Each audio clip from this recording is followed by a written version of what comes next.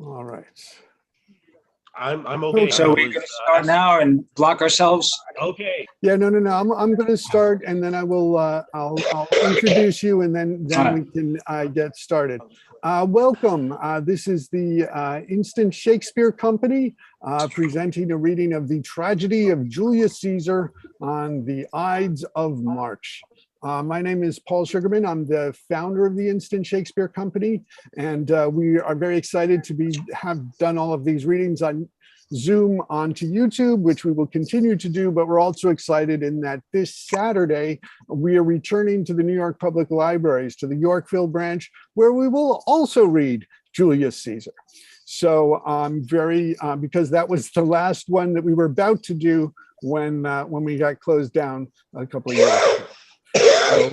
So welcome, and I mean, Ken, can you please turn your sound off if you're going to hack like that? Yeah, just as I hear Cough people button. can Cough hear me. yes. Think of your mute button as your cough button. So we're doing this today. I just want to introduce the cast, and we will dive into it. I'm going to be playing Publius and what else am I playing?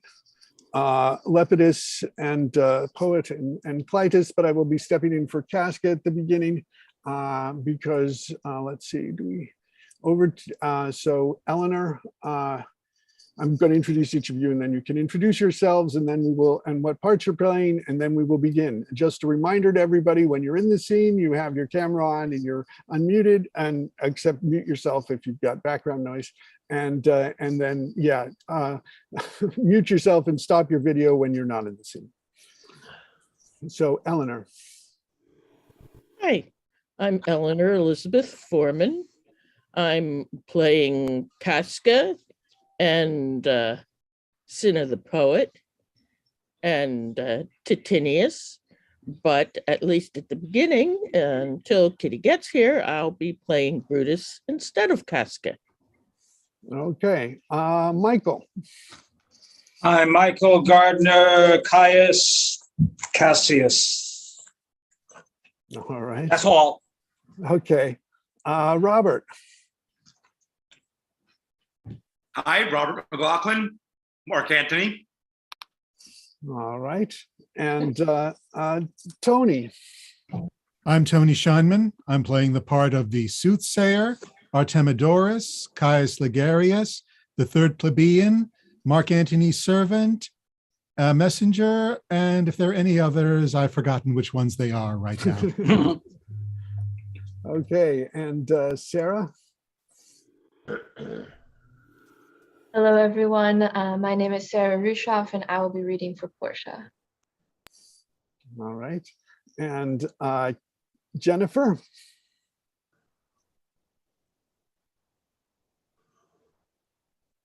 Jennifer, we can't hear you.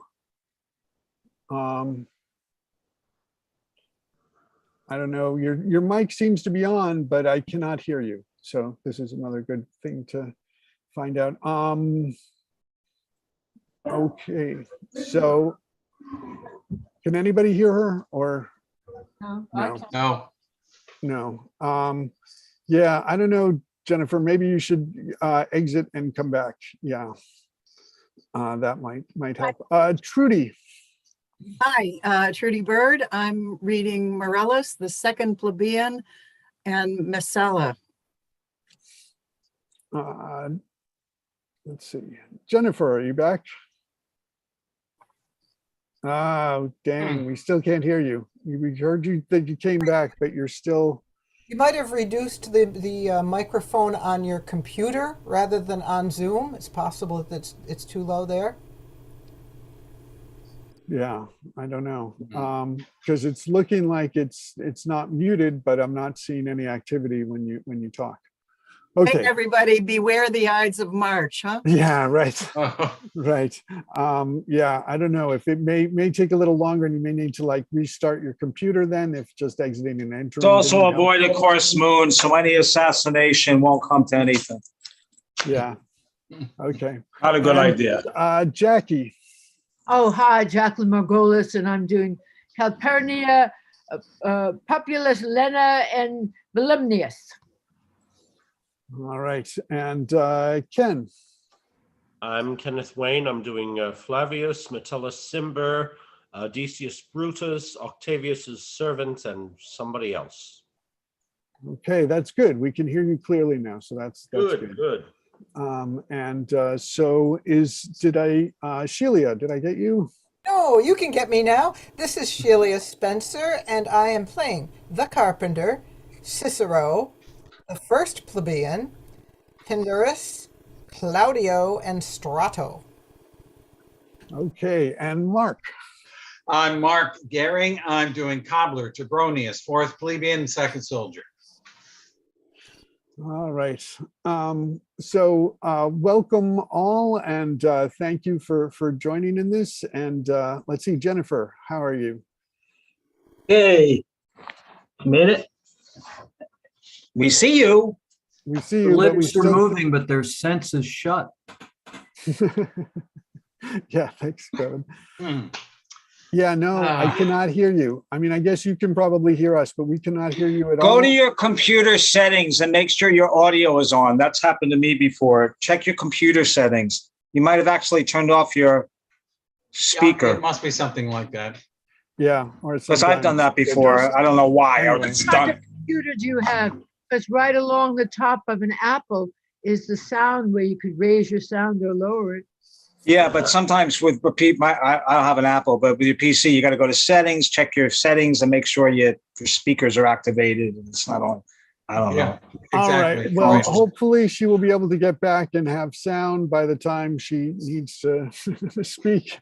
And if not, we will just soldier on. If people can't do it, then we just keep the play moving forward. So does anybody have any questions, or shall we begin?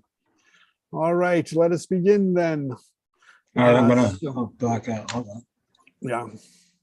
The Tragedy of Julius Caesar by William Shakespeare, actus prima, scena prima. Enter Flavius, Morellus, and certain commoners over the stage. Hence! Home, you idle creatures, get you home. Is this a holiday? What know you not, being mechanical? You ought not walk upon a laboring day without the sign of your profession. Speak, what trade art thou? Why, sir, a carpenter. Where is thy leather apron and thy rule? What dost thou with thy best apparel on? You, sir, what trade are you in? Truly, sir, in respect of a fine workman, I am but, as you would say, a cobbler. But what trade art thou? Answer me directly. A trade, sir, that I hope I may use with a safe conscience, which is indeed, sir, a mender of bad souls. What trade, thou knave, thou naughty knave, what trade? Nay, I beseech you, sir, be not out with me. Yet, if you be out, sir, I can mend you. What meanst thou by that? Mend me, thou saucy fellow. Why, sir, cobble you. Thou art a cobbler, art thou? Truly, sir, all that I live by is with the all. I meddle with no tradesmen's matters, nor women's matters, but withal I am indeed, sir, a surgeon to old shoes. When they are in great danger, I recover them. As proper men as ever trod upon neat's leather have gone upon my handiwork. But wherefore art not in thy shop today? Why dost thou lead these men about the streets? Truly, sir, to wear out their shoes, to get myself into more work. But indeed, sir, we make holiday to see Caesar and to rejoice in his triumph. Therefore rejoice. What conquest brings he home? What tributes follow him to Rome, to grace in captive bonds his chariot wheels? You blocks, you stones, you worse than senseless things. Oh, O you hard hearts, you cruel men of Rome! Know you not Pompey many a time and oft? Have you climbed up walls and battlements to towers and windows, yea, to chimney tops, your infants in your arms, and there have sat the livelong day with patient expectation to see great Pompey pass the streets of Rome? And when you saw his chariot but appear, have you not made a universal shout that Tiber trembled underneath her banks to hear the replication of your sounds made in concave shores? And do you now put on your best attire? And do you now call out a holiday? And do you now strew flowers in his way that comes in triumph over Pompey's blood? Be gone. Run to your houses. Fall upon your knees. Pray to the gods to intermit the plague that needs must light on this ingratitude. Go, go, good countrymen, and for this fault assemble all the poor men of your sort, draw them to Tiber banks, and weep your tears into the channel till the lowest stream do kiss the most exalted shores of all. See where their basest metal be not moved, they vanish tongue-tied in their guiltiness. Go you down that way towards the Capitol, this way will I. Disrobe the images if you do find them decked with ceremonies. May we do so? You know it is the feast of Lupercal. It is no matter. Let no images be hung with Caesar's trophies all about, and drive away the vulgar from the streets. So do you too, where you perceive them thick. These growing feathers plucked from Caesar's wing will make him fly an ordinary pitch. Who else would soar above the view of men and keep us all in servile fearfulness? Exeunt. Enter Caesar, Antony for the course, Calpurnia, Portia, Decius, Cicero, Brutus, Cassius, Casca, a soothsayer. After them, Morellus and Flavius. Calpurnia. Peace ho! Caesar speaks. Calpurnia.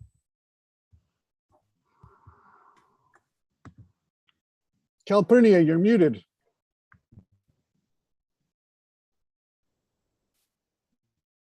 Okay. Here, my lord. Stand you directly in Antony's way when he doth run his course. Antonio.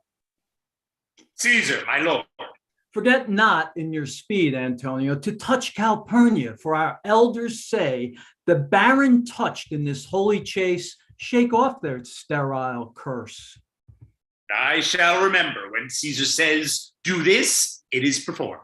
Set on and leave no ceremony out. Caesar! Ah, who calls? Bid every noise be still. Peace yet again. Who is it in the press that calls on me? I hear a tongue shriller than all the music cries Caesar. Speak, Caesar is turned to hear. Beware the Ides of March! What man is that? A soothsayer bids you beware the Ides of March. Set him before me. Let me see his face. Fellow, come from the throng. Look upon Caesar. What sayest thou to me now? Speak once again. Beware the Ides of March. He is a dreamer. Let us leave him. Pass. Senate, exeunt Mane, Brutus, and Cassius. Will you go see the order of the course? Not I. I pray you, do. I'm not gamesome. I do lack some part of that quick spirit that is in Antony. Let me not hinder, Cassius, your desires. I'll leave you. Brutus, I do observe you now of late. I have not from your eyes that gentleness and show of love as I was wont to have. You bear too stubborn and too strange a hand over your friend that loves you. Cassius, be not deceived. If I have veiled my look, I turn the trouble of my countenance merely upon myself. Vexed I am of late with passions of some difference, Conception's only proper to myself, which gives some soil, perhaps, to my behaviors. But let not, therefore, my good friends, be grieved, among which number, Cassius, be you one, nor construe any further my neglect than that poor Brutus, with himself at war, forgets the shows of love to other men. Then, Brutus, I have much mistook your passion by means whereof this breast of mine has buried thoughts of great value, worthy cogitations. Tell me, good Brutus, can you see your face? No, Cassius, for the eye sees not itself, but by reflection, by some other things. 'Tis just, and it is very much lamented, Brutus, that you have no such mirrors as will turn your hidden worthiness into your eye, that you might see your shadow. I have heard where many of the best respect in Rome, except immortal Caesar, speaking of Brutus and groaning underneath this aegis yoke, have wished that noble Brutus had his eyes. Into what dangers would you lead me, Cassius, that you would have me seek into myself for that which is not in me? Therefore, good Brutus, be prepared to hear. And since you know you cannot see yourself so well as by reflection, I, your glass, will modestly discover to yourself that of yourself which you yet not know of. And be not jealous on me, gentle Brutus, for I a common laughter, or did use to stale with ordinary oaths my love to every new protester. If you knew that I do fawn on men and hug them hard and after scandal them, or if you know that I profess myself in banqueting to all the rout, then hold me dangerous. Hail, Caesar, hail! What means this shouting? I do fear that the people choose Caesar for their king. Oh, aye, do you fear it? Then must I think you would not have it so? I would not, Cassius. Yet I love him well. But wherefore do you hold me here so long? What is it that you would impart to me? If it be aught toward the general good, set honor in one eye and death in the other, and I will look upon both indifferently. For let the gods so speed me, as I love the name of honor more than I fear death. I know that virtue to be in you, Brutus, as well as I do know your outward favor. Well, honor is the subject of my story. I cannot tell what you and other men think of this life, but for my single self, I had as lief not be as live to be in awe of such a thing as I myself. I was born free as Caesar. So were you. We both have fed as well, and we can both endure the winter's cold as well as he. For once, upon a raw and gusty day, the troubled Tiber, chafing with her choice, Caesar said to me, "Darest thou go, Cassius? Now, leap in with me into this angry flood and swim to yonder point." Upon the word, accoutred as I was, I plunged in and bid him follow. So indeed he did. The torrent roared, and we did buffet it with lusty sinews, throwing it aside and stemming it with arts of controversy. But ere we could arrive the point proposed, Caesar cried, "Help me, Cassius, or I will sink." I, as Aeneas, our great ancestor, did from the flames of Troy upon his shoulder the old Anchises bear, so from the waves of Tiber did I the tired Caesar.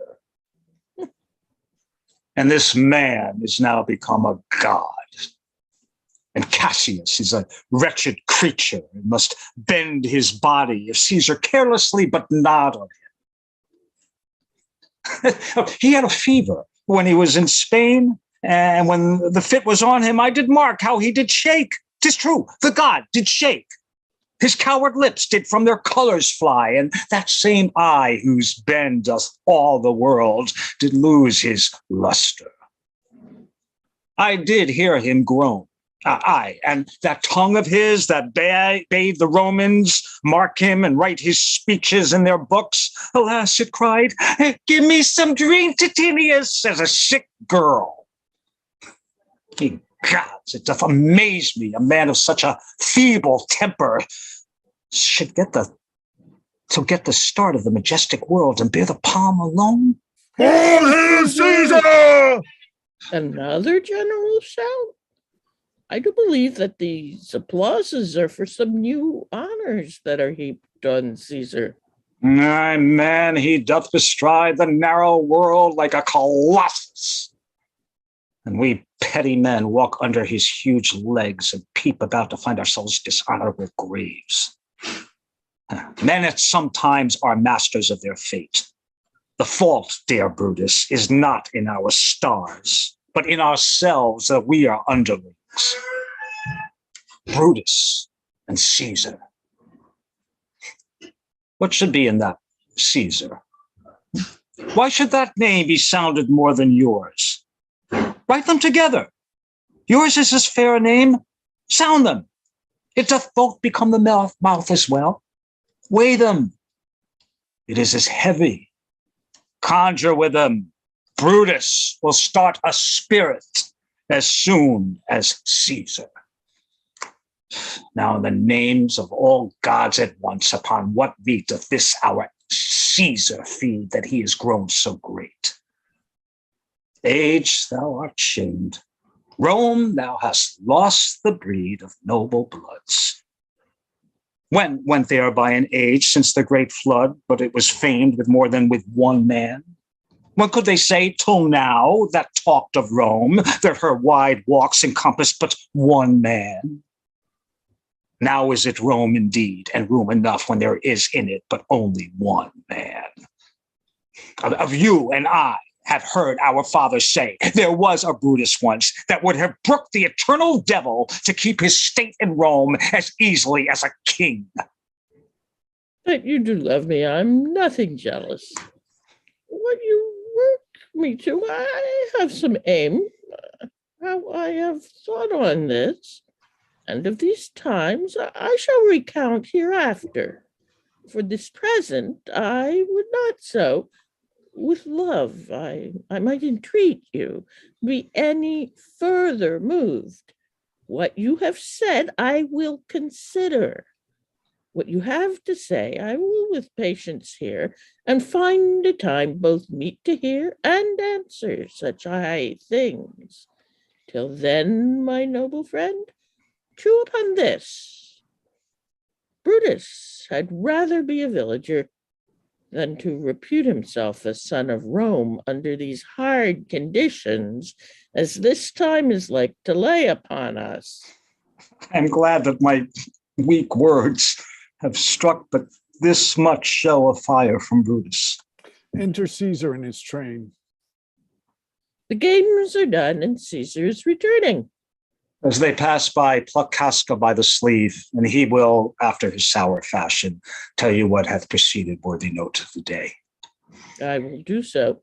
But look you, Cassius, the angry spot doth glow on Caesar's brow, and all the rest look like a chidden train. Calpurnia's cheek is pale, and Cicero looks with such ferret and such fiery eyes as we have seen him in the Capitol being crossed in conference by some senators. Casca will tell us what the matter is. Antonio. Antonio. Antonio, you're muted.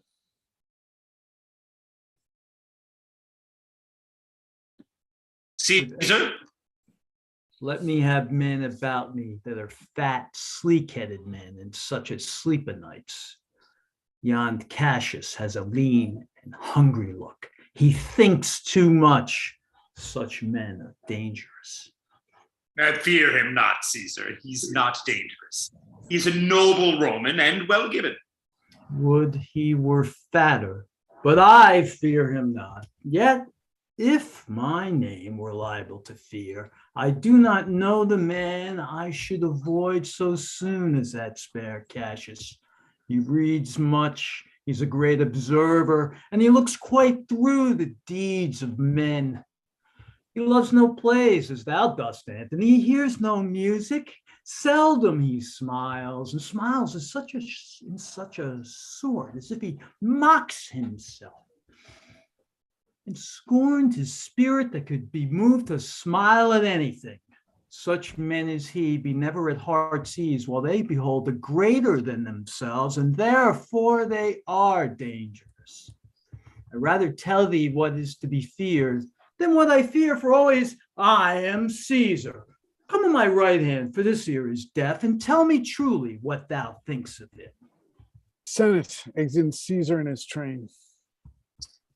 You pulled me by my cloak. Would you speak with me?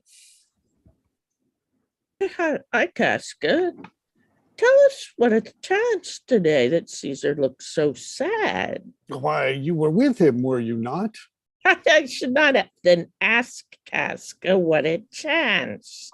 Why, there was a crown offered him, and being offered him, he put it by with the back of his hand thus, and then the people fell a-shouting. What was the second noise for? Why for that too? They shouted thrice. What was the last cry for? Why for that too? Was the crown offered him thrice? Aye, marry was it, and he put it by thrice, every time gentler than the other, and at every putting by, mine honest neighbor shouted. Who offered him the crown? Why, Anthony. Tell us the manner of it, gentle Casca. I can as well be hanged as tell the manner of it. It was mere foolery. I did not mark it. I saw Mark Antony offer him a crown, yet it was not a crown neither. It was one of those coronets. And as I told you, he put it by once, but for all that, to my thinking, he would fain have had it. Then he offered it to him again, and he put it by again, but to my thinking, he was loath to lay his fingers off it. And then he offered it the third time. He put it the third time by, and still as he refused it, the rabblement hooted and clapped their chop hands and threw up their sweaty nightcaps and uttered such a deal of stinking breath because Caesar refused the crown that it had almost choked Caesar, for he swooned and fell down on it. And for my own part, I durst not laugh for fear of opening my lips and receiving the bad air. Soft, I pray you, what? Did Caesar swoon? He fell down in the marketplace and foamed at mouth and was speechless. 'Tis very like he hath the falling sickness. No, Caesar hath it not. But you and I, and honest Casca, we have the falling sickness.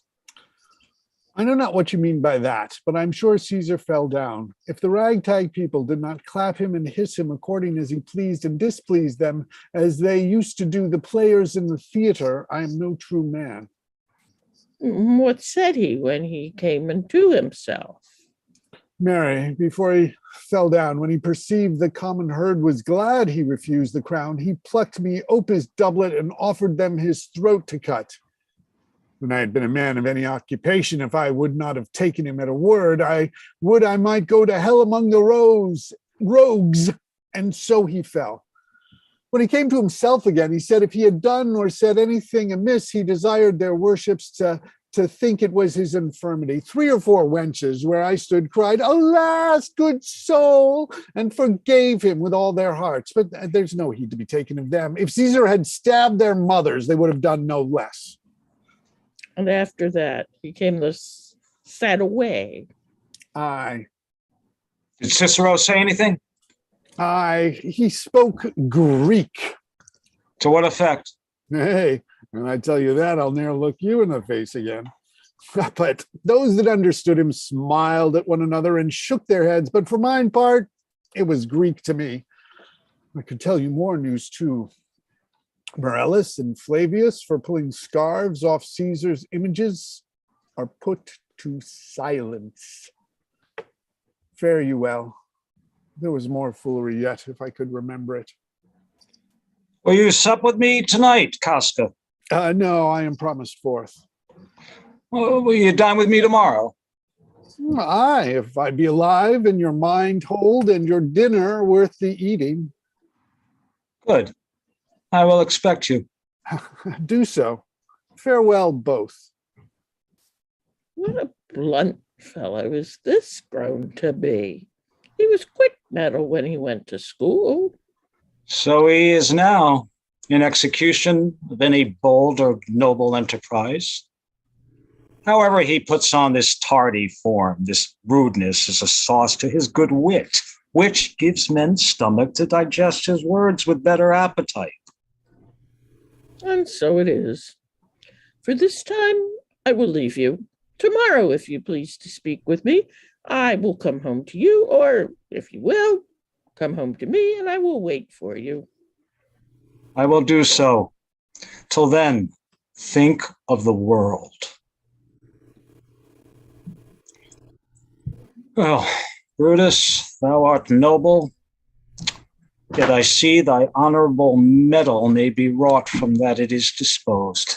Therefore it is meet that noble minds keep ever with their likes, for who is so firm that cannot be seduced?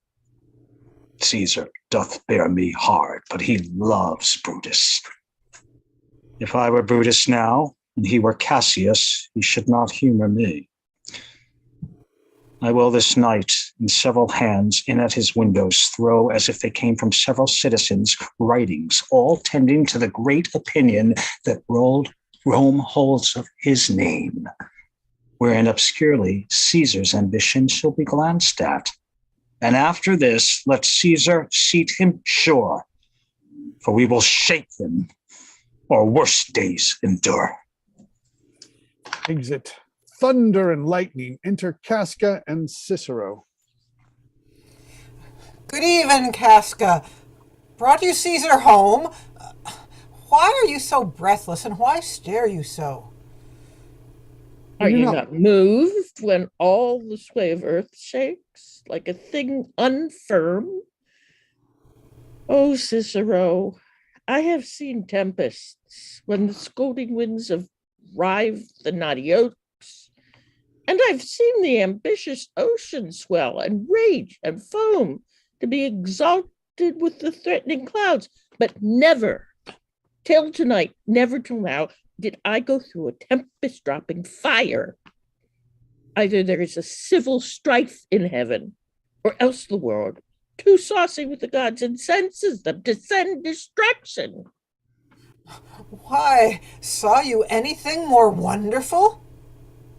A common slave, you know him well by sight, held up his left hand, which did flame and burn like 20 torches joined, and yet his hand, not sensible of fire, remained unscorched. Besides, I had not since put up my sword against the Capitol. I met a lion who gazed upon me and went surly by without annoying me.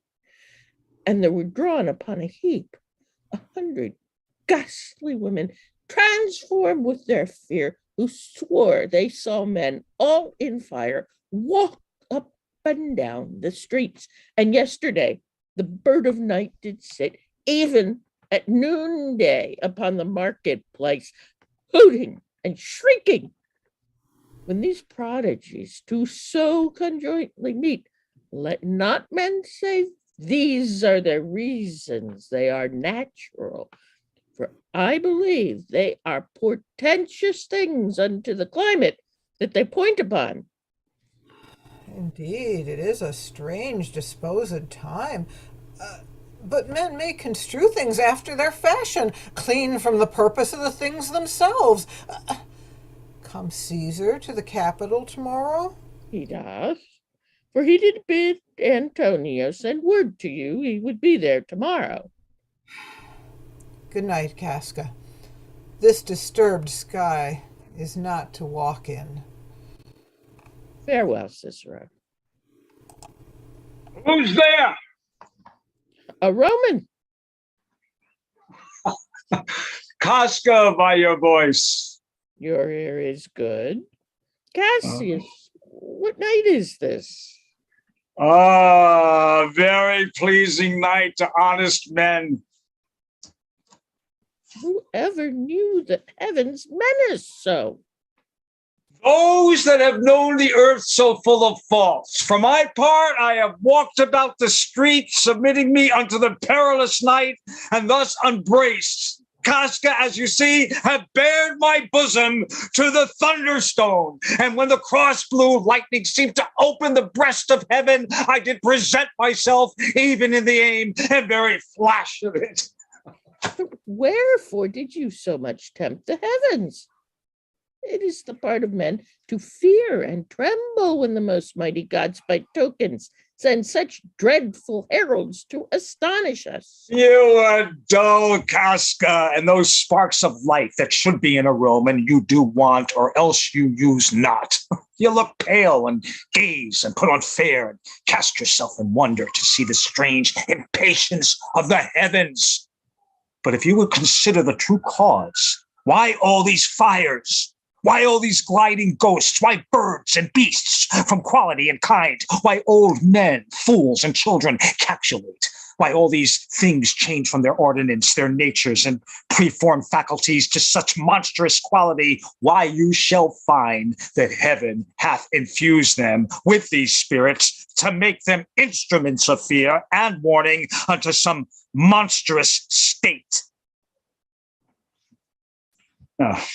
Could I, Casca, name to thee a man most like this dreadful night, that thunders, lightens, opens graves and roars as doth the lion in the Capitol, a man no mightier than thyself or me in personal action, yet prodigious grown, and fearful as these strange eruptions are? 'Tis Caesar that you mean, is it not, Cassius? Let it be who it is. The Romans now have thews and limbs like to their ancestors. But all the while, our fathers' minds are dead. We are governed with our mother's spirits. Our yoke and sufferings show us womanish. Indeed, they say the senators tomorrow mean to establish Caesar as a king, and he shall wear his crown by sea and land in every place save here in Italy. I know where I will wear this dagger then. Cassius from bondage will deliver Cassius. Therein, ye gods, you make the weak most strong. Therein, you gods, you tyrants do defeat. Nor stony tower, nor walls of beaten brass, nor airless dungeon, nor strong links of iron can be retentive to the strength of spirit. But life, being wary of these worldly bars, never lacks power to dismiss itself. If I know this, know all the world besides, that part of tyranny that I do bear, I can shake off at pleasure. So can I. So every bondman in his own hand bears the power to cancel this captivity. And why should Caesar be a tyrant then? Poor man.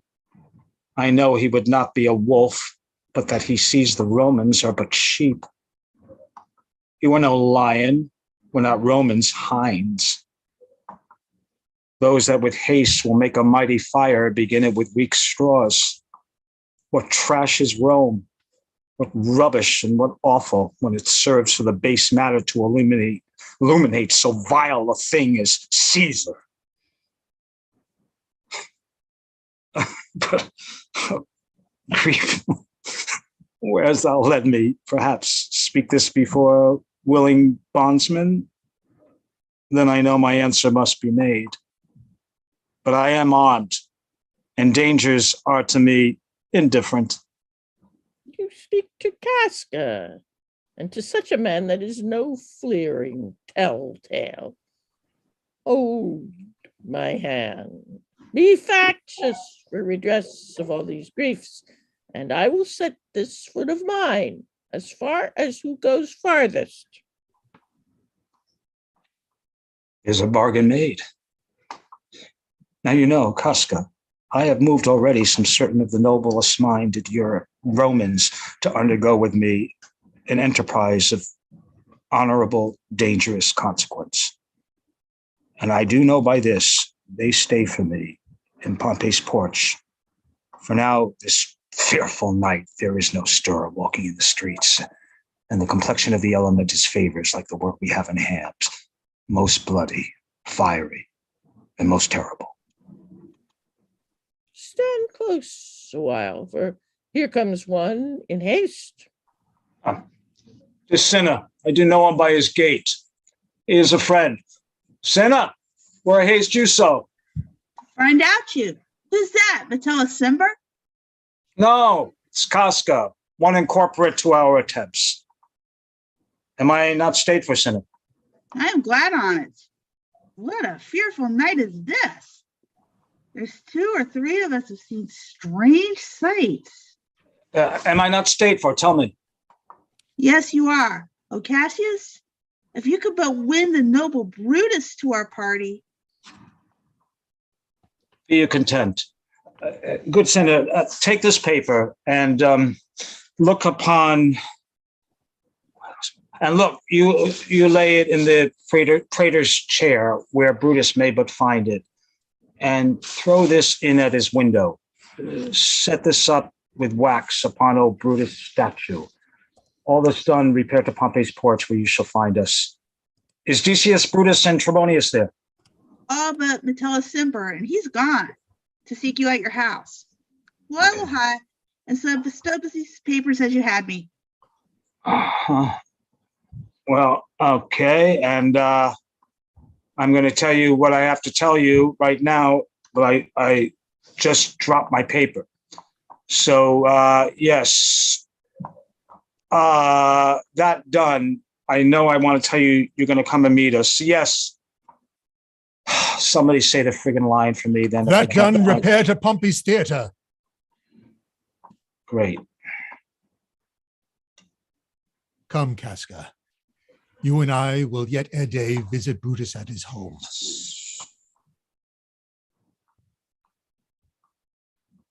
3 parts of him is ours already. Can't find it. And the man entire upon the 4th yields him ours. Oh, he sits high in all the people's hearts, and that which would appear offense in us, his countenance, like riches alchemy, will change to virtue and to worthiness. Him and his worth and our great need of help. You have right well conceded. Let us go, for it is after midnight, and ere day we will awaken and be sure. Exeunt actus secundus. Enter Brutus in his orchard. What, Lucius? Ho! I cannot, by the progress of the stars, give guess how near today, Lucius. I say, I would it were my fault to sleep so soundly. When, Lucius, when? Awake, I say. What, Lucius? Call you, my lord? Get me a taper in my study, Lucius. When it is lighted, come and call me here. I will, my lord. Must be by his All right, death. enough. I will take over Brutus for now until Kitty is ready. It must be by I think his I'm death. here. I'm here. Okay, you ready to take over? Sorry about that. My apologies to everyone, Kitty, and especially to Kitty and everyone. I thought I'd sent the email to everyone, but I hadn't sent it to my Brutus, Kitty, so I apologize. No. We're at the top of... I just happened to drop by out of curiosity to listen. So. Okay, so you know where we are? You can take over from here. What, Lucius? Is that? Yes. What, Lucius? Ho! I cannot, by the progress of the stars, give guess how near today. Lucius, I say, what? I would it were my fault to sleep so soundly. When, Lucius, when? Awake, I say. What, Lucius? Lucius, let's do this. Called you, my lord? Get me a taper in my study, Lucius. When it is lighted, come and call me here. I will, my lord. It must be by his death. And for my part, I know no personal cause to spurn at him, but for the general. He would be crowned. How that might change his nature, there's the question. It is the bright day that brings forth the adder, and that craves wary walking. Crown him that, and then I grant we put a sting in him, that at his will he may do danger with. The abuse of greatness is when it disjoins remorse from power. And to speak truth of Caesar, I have not known when his affection swayed more than his reason, but 'tis a common proof that lowliness is young ambition's ladder, where to the climber upward turns his face. And when he once attains the utmost round, he then unto the ladder turns his back, looks in the clouds, scorning the base degrees by which he did ascend. So Caesar may, then least he may, prevent. And since the quarrel will bear no color for the thing he is, fashion it thus, that what he is augmented would run to these and these extremities. And therefore think him as a serpent's egg, which hatched would as his kind grow mischievous and kill him in the shell. The taper burneth in your closet, sir. Searching the window for a flint, I found this paper, this sealed up, and I am sure it did not lie there when I went to bed. Get you to bed again. It is not day. Is not tomorrow, boy, the 1st of March? I know not, sir. Look in the calendar and bring me word. I will, sir. Oh, the exhalations whizzing in the air give so much light that I may read by them. Brutus, thou sleepst, awake and see thyself. Shall Rome, etc., speak, strike, redress? Brutus, thou sleepst, awake. Such instigations have been often dropped where I have took them up. Shall Rome, thus must I piece it out. Shall Rome stand under one man's awe? What Rome? My ancestors did from the streets of Rome the Tarquin drive when he was called a king. Speak, strike, regress. Am I entreated to speak and strike? O Rome, I make thee promise, if the redress will follow, thou receivest thy full petition at the hand of Brutus. Sir, March is wasted 15 days. 'Tis good. Go to the gate, somebody knocks. Since Cassius first did wet me against Caesar, I have not slept.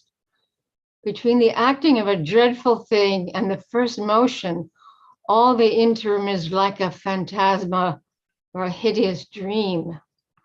The genius and the mortal instruments are then in council, and the state of a man, like to a little kingdom, suffers then the nature of an insurrection. Sir, 'tis your brother Cassius at the door, who doth desire to see you. Is he alone? No, sir, there are mo with him. Do you know them? No, sir, their hats are plucked about their ears, and half their faces buried in their cloaks, that by no means I may discover them by any mark of favor. Let them enter. They are the faction. O conspiracy, shamest thou to show thy dangerous brow by night, when evils are most free? O then by day, where wilt thou find a cavern dark enough to mask thy monstrous visage? Seek none conspiracy, hide it in smiles and affability. For if thou path thy native semblance on, not Erebus itself were dim enough to hide thee from prevention. And to the conspirators, Cassius, Casca, Decius, Cinna, Metellus, and Trebonius. I think we are too bold upon your rest. Good morrow, Brutus. Do we trouble you? I have been up this hour, awake all night. I know these men that come along with you. Men that come along with you. Yes, every man of them. And no man here but honors you. And everyone doth wish you had but that opinion of yourself, which every noble Roman bears of you. This is Trebonius. He is welcome hither. This is Decius Brutus. He is welcome too. This is Casca, this Cinna, and this Metellus. They are all welcome. What watchful cares do interpose themselves between your eyes and night? Shall I entreat a word?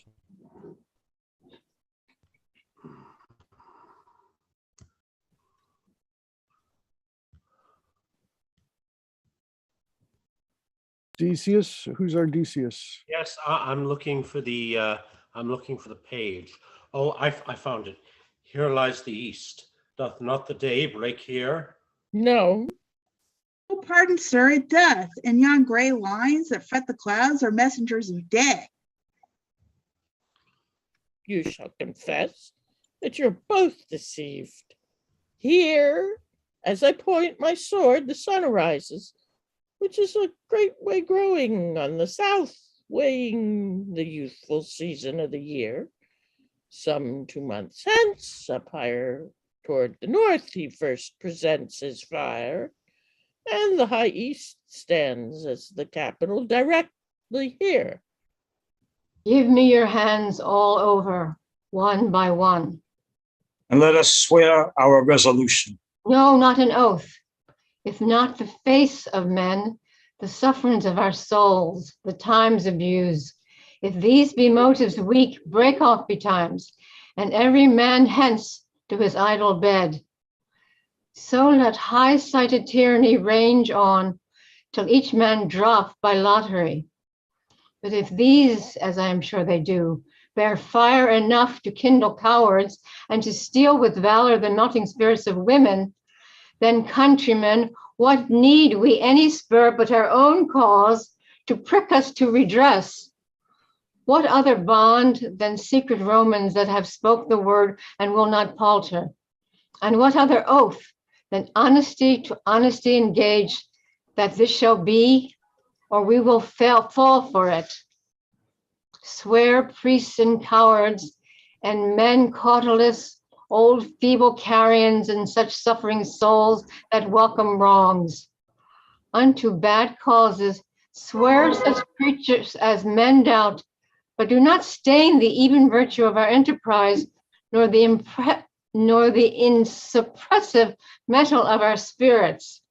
To think that or our cause or our performance did need an oath, when every drop of blood that every Roman bears and nobly bears is guilty of a several bastardy, if he do break the smallest particle of any promise that hath passed from him. But what of Cicero? Shall we sound him? I think he will stand very strong with us. Let us not leave him out. No, by no means. Oh, let us have him, for his silver hairs will purchase us a good opinion, and by men's voices to commend our deeds. It shall be said his judgment ruled our hands, our youths and wildness shall no whit appear, but all be buried in his gravity. Oh, name him not. Let us not break with him, for he will never follow anything that other men begin. And leave him out. Indeed, is not fit.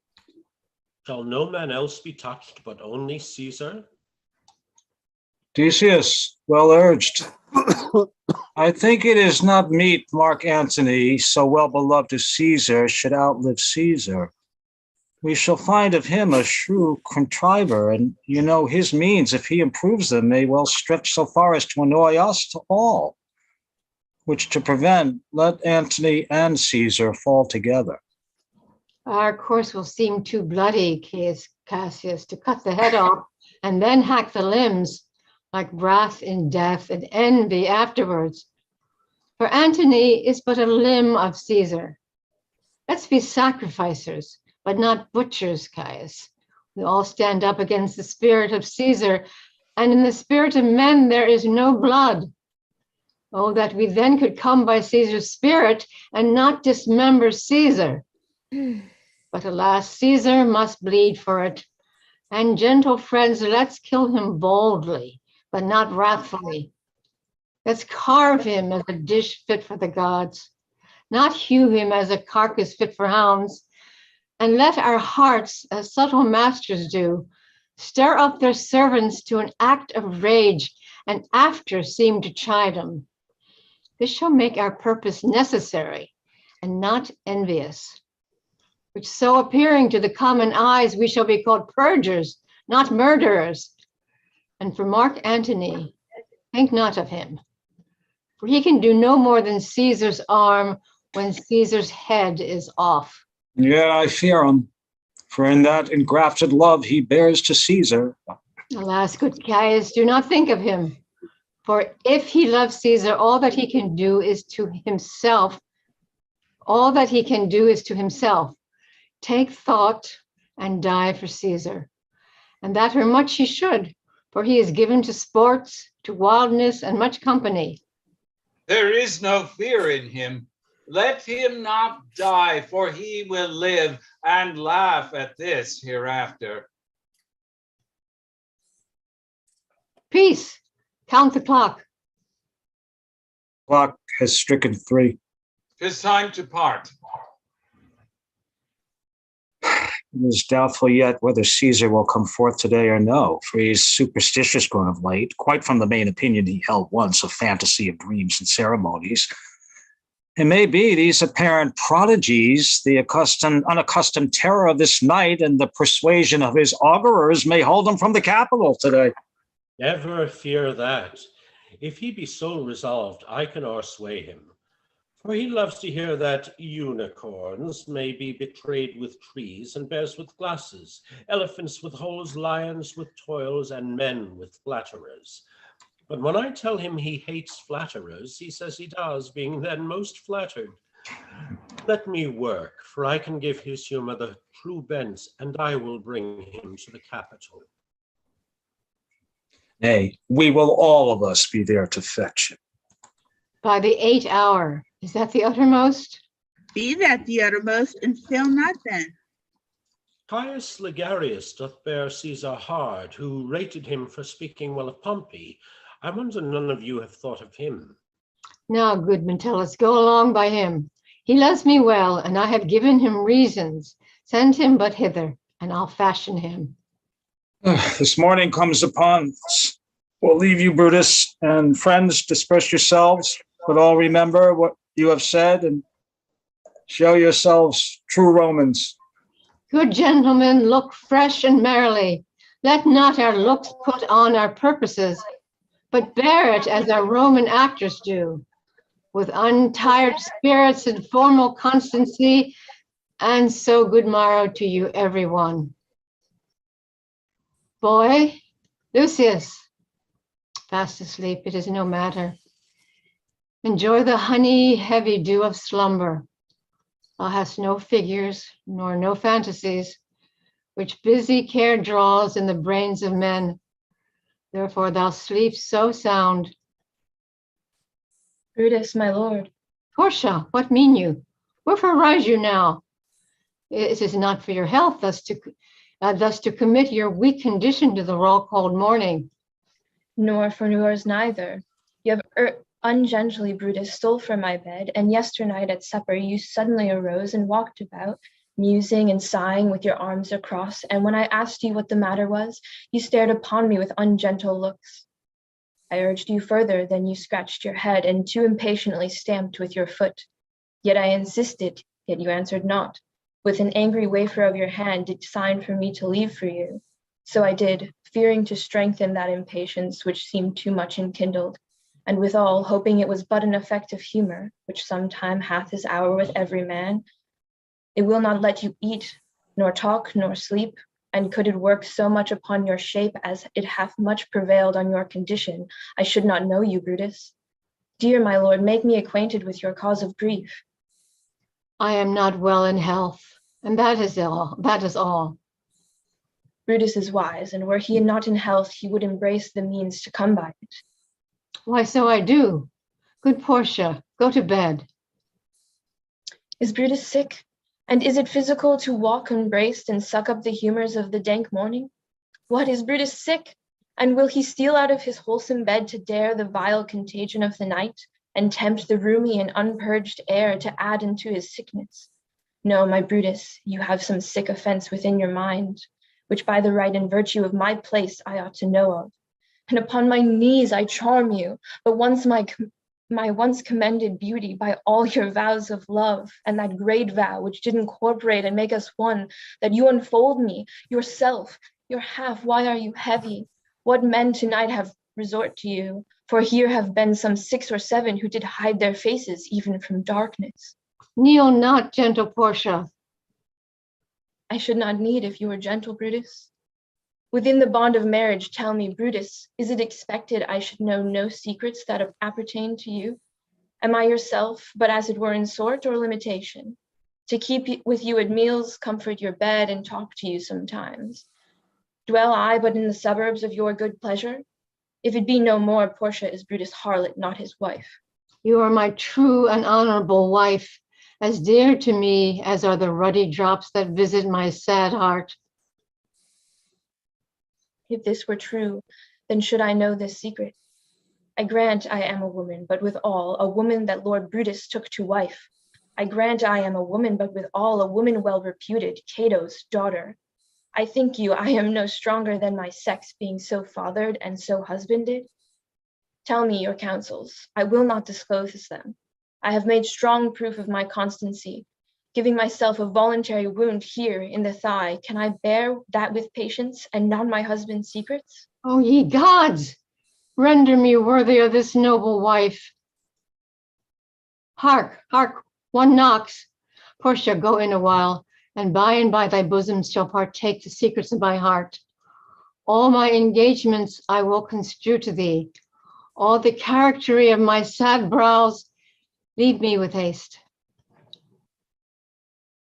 Lucius, who's that knocks? Here is a sick man that would speak with you. Caius Ligarius, that Metellus spake of. Boy, stand aside. Caius Ligarius, how? Vouchsafe good morrow from a feeble tongue. Oh, what a time have you chose out, brave Caius, to wear a kerchief. Would you were not sick? I am not sick. If Brutus have in hand any exploit worthy the name of honor. Such an exploit have I in hand, Ligarius. Had you a healthful ear to hear of it? Oh, by all the gods that Romans bow down before, I here discard my sickness. Soul of Rome, brave son, derived from honorable loins, thou like an exorcist hath conjured up my mortified spirit. Now bid me run, and I will strive with things impossible, yea, get the better of them. What's to do? A piece of work that will make sick men whole. Ah, but are not some whole that we must make sick? That must we also. What it is, my Caius, I shall unfold to thee as we are going, to whom it must be done. Set on your foot, and with a heart new fired I follow you, to do I know not what, but it sufficeth that Brutus leads me on. Follow me then. Thunder, exeunt. Thunder and lightning enter Julius Caesar and his. Nor heaven nor earth have been at peace tonight. Thrice have Calpurnia in her sleep cried out, help, ho, they murder Caesar. Who's within? My lord? Go bid the priest to present sacrifice and bring me their opinions of success. I will, my lord. What mean you, Caesar? Think you to walk forth? You shall not stir out of your house today. Caesar shall forth. The things that threatened me ne'er looked but on my back. When they see the face of Caesar, they are vanished. Caesar, I never stood on ceremonies, yet now they fright me. There is one within besides the things that we have heard and seen, recounts most horrid sight seen by the watch. A lioness has whelped in the streets, and graves have yawned and yielded up their dead. Fierce fiery warriors fight upon the clouds, in ranks and squadrons and right form of war, which drizzle blood upon the Capitol.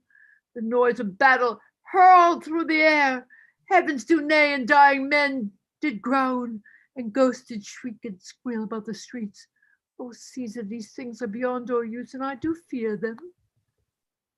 What can be avoided, whose end is purposed by the mighty gods? Yet Caesar shall go forth, for these predictions are to the world in general, as to Caesar. When beggars die, there are no comets seen. The heavens themselves blaze forth the death of princes. Cowards die many times before their deaths. The valiant never taste of death but once. Of all the wonders that I have yet heard, it seems to me most strange that men should fear, seeing that death a necessary end will come when it will come. What say the augurers? They would not have you stir forth today. Pluck in the entrails of an offering forth. They could not find a heart within the beast. The gods do this in shame of cowardice. Caesar should be a beast without a heart if he stay at home today for fear. No, Caesar shall not. Danger knows full well that Caesar is more dangerous than he. We hear 2 lions littered in one day, and I, the elder and more terrible. And Caesar shall go forth. Alas, my lord, your wisdom is consumed in confidence. Do not go forth today. Call it my fear that keeps you in the house and not your own. We'll send Mark Antony to the Senate house, and he shall say, you are not well today. Let me upon my knee prevail in this. Mark Antony shall say I am not well, and for thy humor, I will stay at home. Here's Decius Brutus. He shall tell him so.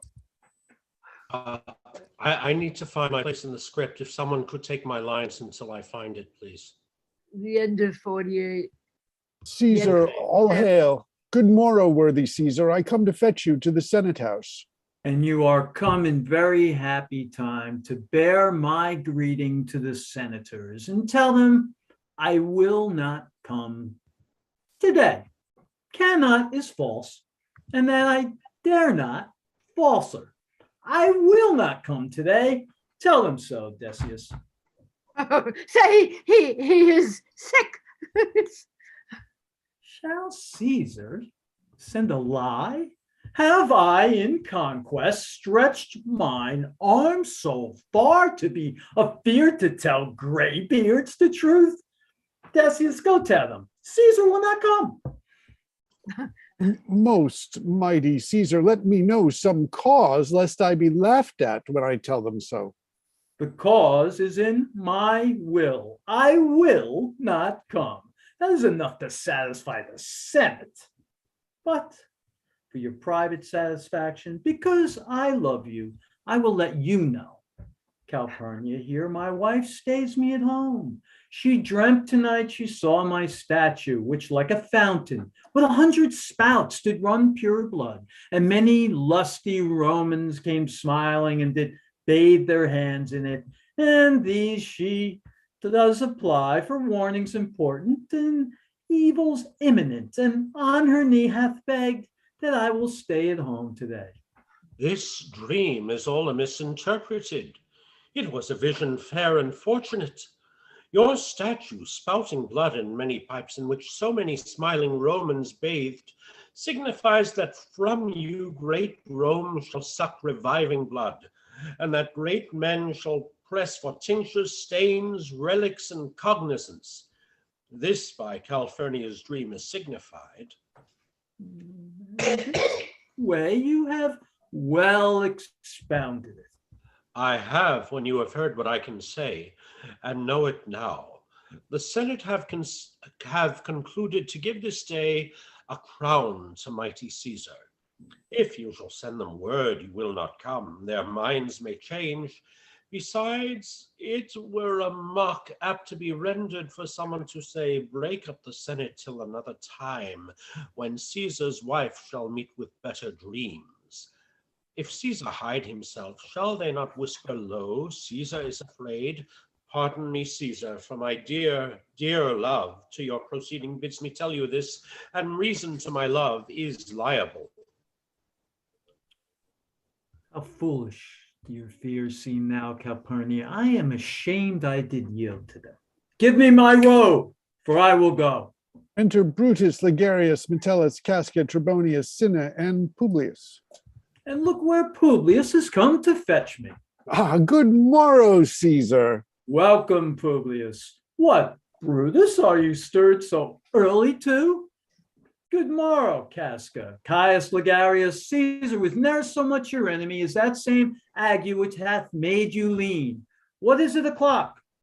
Caesar, 'tis struck an 8. I thank you for your pains and courtesies. See, Antony, that revels long o' nights, is notwithstanding up. Good morrow, Antony. So, to most noble Caesar. Bid them prepare within. I am too blamed to be thus waited for. Now Cinna, now Metellus, what Trebonius? I have an hour's talk in store for you. Remember that you call on me today. Be near me, that I may remember you. Caesar, I will. And so near will I be that your best friends shall wish I had been further. Good friends, go in and taste some wine with me. And we, like friends, will straightway go together. That every like is not the same, O Caesar. The heart of Brutus earns to think upon. Exit. Enter Artemidorus.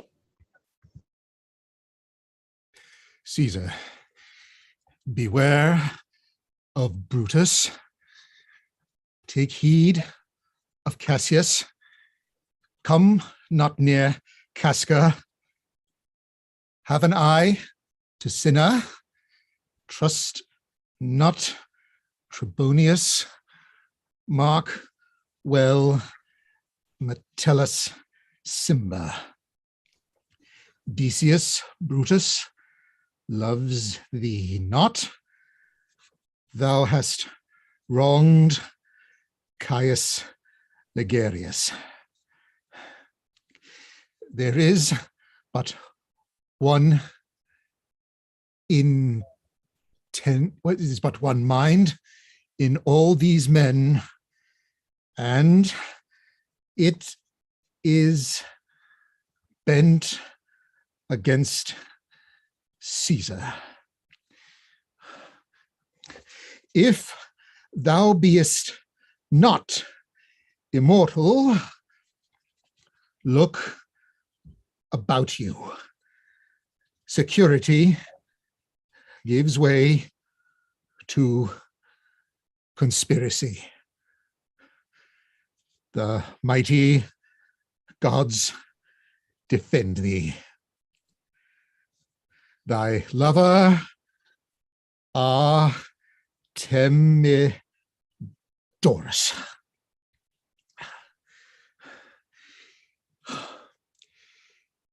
Here will I stand till Caesar pass along, and as a suitor will I give him this. My heart laments that virtue cannot live out of the teeth of emulation. If thou read this, O Caesar, thou mayest live. If not, the fates with traitors do contrive. Exit. Enter Portia and Lucius. I prithee, boy, run to the Senate house. Stay not to answer me, but get thee gone. Why dost thou stay? No, my errand, madam. I would have had thee there and here again ere I can tell thee what thou shouldst do there. O Constancy, be strong upon my side, set a huge mountain tween my heart and tongue. I have a man's mind, but a woman's might. How hard it is for women to keep counsel. Are you here yet? Madam, what shall I do? Run to the capital and nothing else? And so return to you and nothing else? Yes, bring me word, boy, if thy lord look well, for he went sickly forth, and take good note what Caesar doth, what suitors press to him. Hark, boy, what noise is that? I hear none, madam. Prithee, listen well. I heard a bustling rumor like a fray, and the wind brings it from the capital. Sooth, madam, I hear nothing. Come hither, fellow. Which way hast thou been? At mine own house, good lady. What is 'clock? About the 9th hour, lady. Is Caesar yet gone to the capital? Madam, not yet. I go to take my stand to see him pass on to the capital. Thou hast some suit to Caesar, hast thou not? That I have, lady. If it will please Caesar to be so good to Caesar as to hear me, I shall beseech him to befriend himself. Why, knowest thou any harms intended towards him? None that I know will be. Much that I fear may chance. Good morrow to you. Here the street is narrow.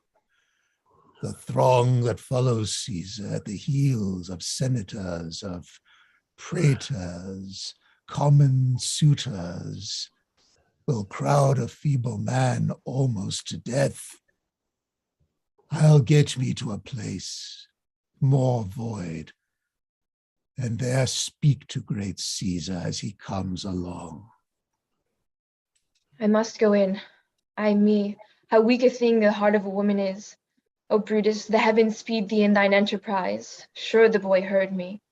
Brutus hath a suite that Caesar will not grant. Oh, I grow faint. Run, Lucius, and commend me to my lord. Say I am merry. Come to me again and bring me word what he doth say to thee. Exeunt. Actus Tertius. Flourish. Enter Caesar, Brutus, Cassius, Casca, Decius, Metellus, Trebonius, Cinna, Antony, Lepidus, Artemidorus, Publius, and the soothsayer. The Ides of March are come. Aye, Caesar, but not gone. Hail, Caesar! Read this schedule. Trebonius doth desire you to all read at your best leisure this his humble suit. O Caesar, read mine first, for mine's a suit that touches Caesar nearer. Read it, great Caesar. What touches us ourself shall be last served. Delay not, Caesar. Read it instantly. What, is the fellow mad? Sirrah, give place. Please. Urge you your petitions in the street. Come to the capital. Oh, I wish your enterprise today may thrive. What enterprise, Populus? Fare you well. What said Populus, Lena? He wished today our enterprise might thrive. I fear our purpose is discovered. Look how he makes to Caesar. Mark him. Casca, be sudden, for we fear prevention. Brutus, what shall be done? If this be known, Cassius or Caesar shall never turn back, for I will slay myself. Cassius, be constant. Popilius Lena speaks not of our purposes, for look, he smiles, and Caesar doth not change. Trebonius knows his time, for look, you Brutus, he draws Mark Antony out of the way. Where is Metellus Timber? Let him go and presently prefer his suit to Caesar. He is addressed. Press near and second him. Casca, you are the first that rears your hand. Are we all ready? What is now amiss that Caesar and his Senate must redress? Most high, most mighty, and most puissant Caesar, Metellus Timber throws before thy seat an humble heart. I must prevent these Cimber. These couchings and these lowly courtesies might fire the blood of ordinary men and turn preordinates in first degree into the lane of children.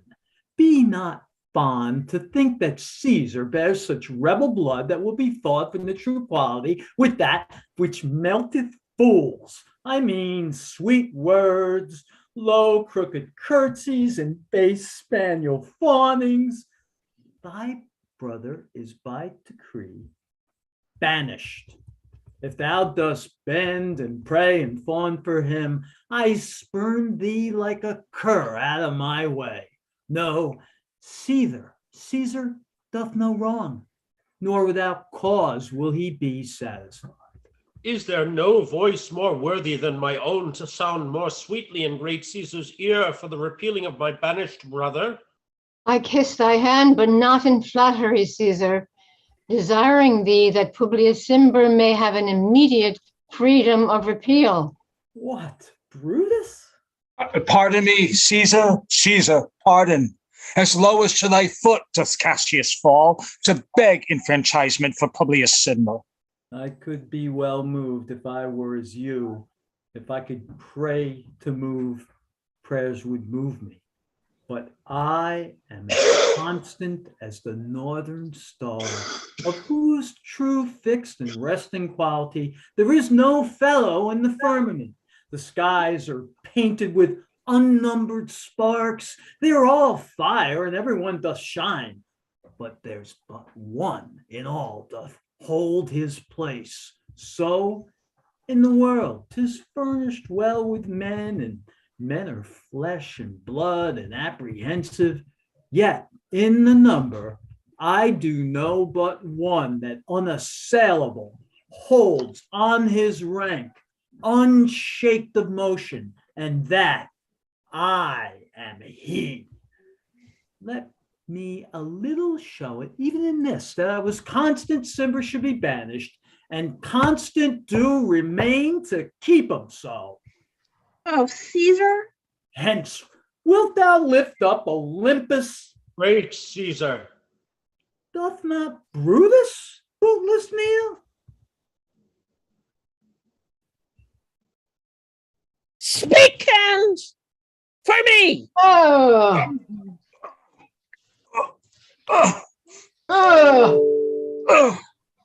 Stab Caesar. Brute, then fall Caesar.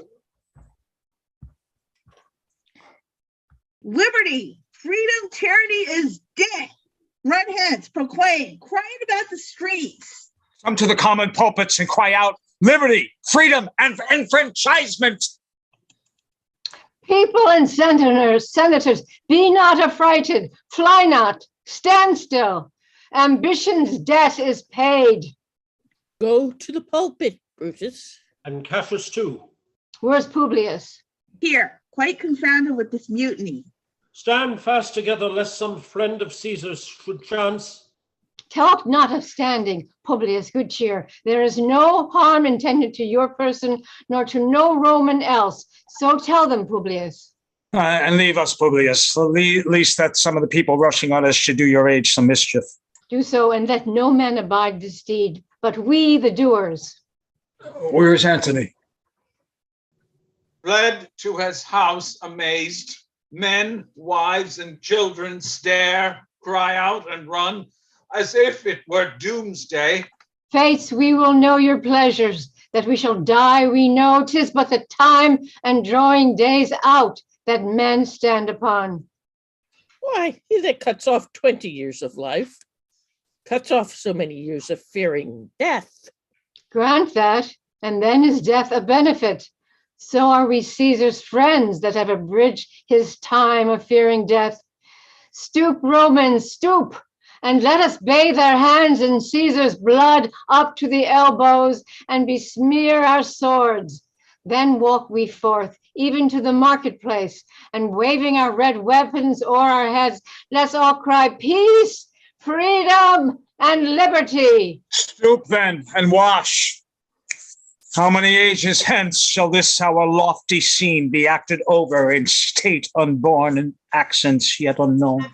How many times shall Caesar bleed in sport, that now on Pompey's basis lie along, no worthier than the dust? So oft as that shall be, so often shall the not of us be called the men that gave their country liberty. What, shall we forth? Aye, every man away. Brutus shall lead, and we will grace his heels with the most boldest and best hearts of Rome. Soft, who comes here? A friend of Antony's. Thus, Brutus, did my master bid me kneel. Thus did Mark Antony bid me fall down. And being prostrate, thus he bade me say, Brutus is noble, wise, valiant, and honest. Caesar was mighty, bold, royal, and loving. Say, I love Brutus and I honor him. Say, I feared Caesar, honored him, and loved him. If Brutus will vouchsafe that Antony may safely come to him and be resolved how Caesar hath deserved to lie in death, Mark Antony shall not love Caesar dead so well as Brutus living, but will follow the fortunes and affairs of noble Brutus through the hazards of this untrod state with all true faith. So says my master, Antony. Thy master is a wise and valiant Roman. I never thought him worse. Tell him, so please him come unto this place, he shall be satisfied, and by my honor depart untouched. I'll fetch him presently. I know that we shall have him well to friend. I wish we may, but yet I have a mind that fears him much, and my misgivings still falls truly to the purpose. But here comes Antony. Welcome, Mark Antony. Oh, mighty Caesar, dost thou lie so low? For all thy conquests, glories, triumphs, spoils, shrunk to this little measure? Fare thee well. I know not, gentlemen, what you intend. Who else must be let blood? Who else is rank? If I myself, there is no hour so fit as Caesar's death hour, nor no instrument that hath that worth as those your swords, made rich with the most noble blood of all this world. I do beseech thee, if you hear me hard, now, whilst your purple hands do reek and smoke, fulfill your pleasure. Leave 1,000 years, I shall not find myself so apt to die. No place will please me so, no mean of death. And here by my Caesar, and by you, cut off the choice master spirits of this age. Oh, Antony, beg not your death of us, though now we must appear bloody and cruel as by our hands. And this our present act you see we do, yet see you but our hands, and this the bleeding business they have done. Our hearts you see not, they are pitiful, and pity to the general wrong of Rome. As fire drives out fire, so pity hath done this deed on Caesar. For your part, to you our swords have leaden points, Mark Antony. Our arms in strength of malice, and our hearts of brother's temper do receive you in with all kind love, good thoughts, and reverence. Your voice shall be as strong as any man's in the disposing of new dignities. Only be patient. Please the multitude, beside themselves with fear, and then we will deliver you the cause why I that did love Caesar when I struck him have thus proceeded. I doubt not of your welcome. Let each man render me his bloody hand. First, Marcus Brutus, will I shake with you. Next, Cassius Caius, I do take your hand. Now, Decius Brutus, yours. Now, Metellus, yours. Cinna. And my most valiant Casca, yours.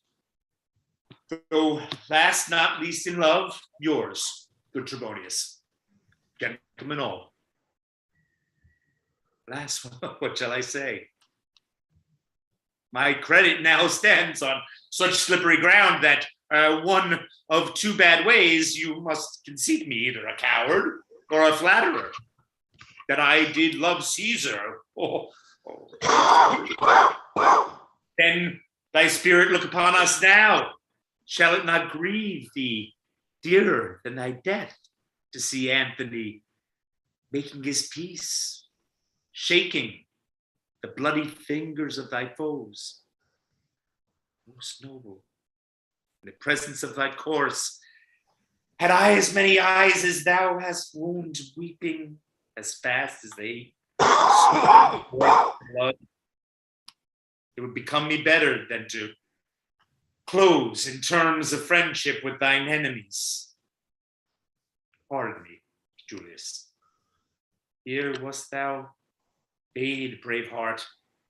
Here didst thou fall, and here thy hunters stand. signed in thy spoil and crimsoned in thy levy.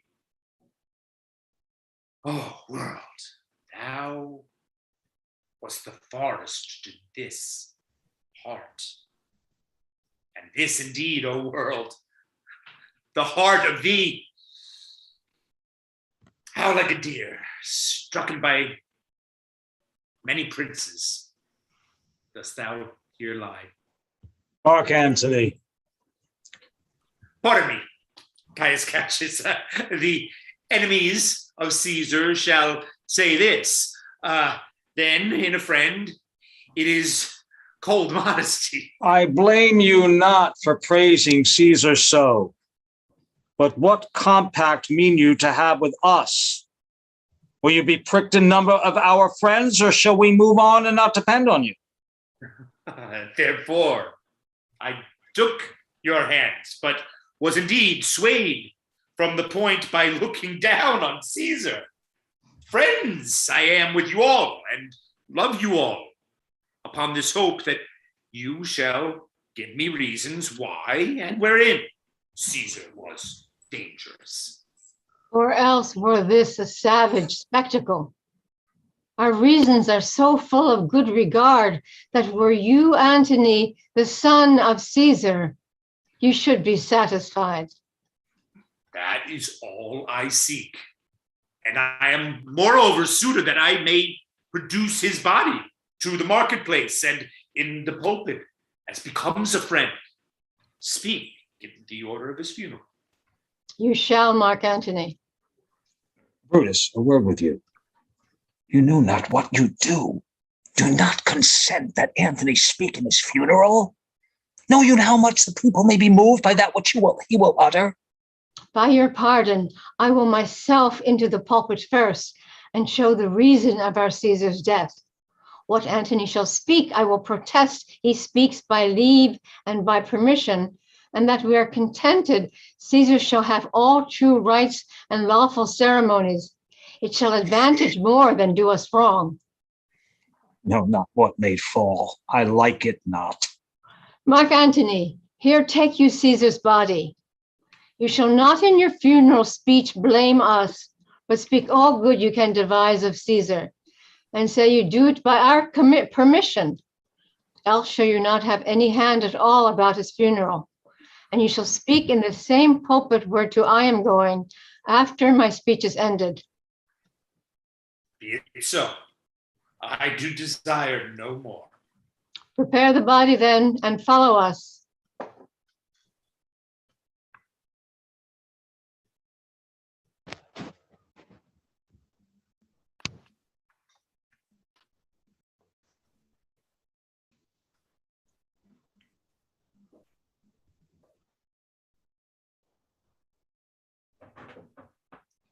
Antony remains. Antony. Metellus-Cimber Oh, exits. pardon me, thou bleeding piece of earth, that I am meek and gentle with these butchers. Thou art the ruins of the noblest man that ever lived in the tide of times. Woe unto the hand that shed this costly blood. Over thy wounds I do now prophesy, which like dumb mouths do open their ruby lips to beg the voice and utterance of my tongue. A curse shall light upon the limbs of men. Doomstick fury and fierce civil strife shall cumber the bards of Italy. Blood and destruction shall be so in use and dreadful objects so familiar that mothers shall but smile when they behold their infants quartered with the hands of war, and pity choked with custom of fell deeds, and Caesar's spirit ranging for revenge, with Ate by his side, come hot from hell shall these confines with monarch's voice cry havoc, and let slip the dogs of war. And this foul deed shall smell above the earth with carrion men groaning in burial.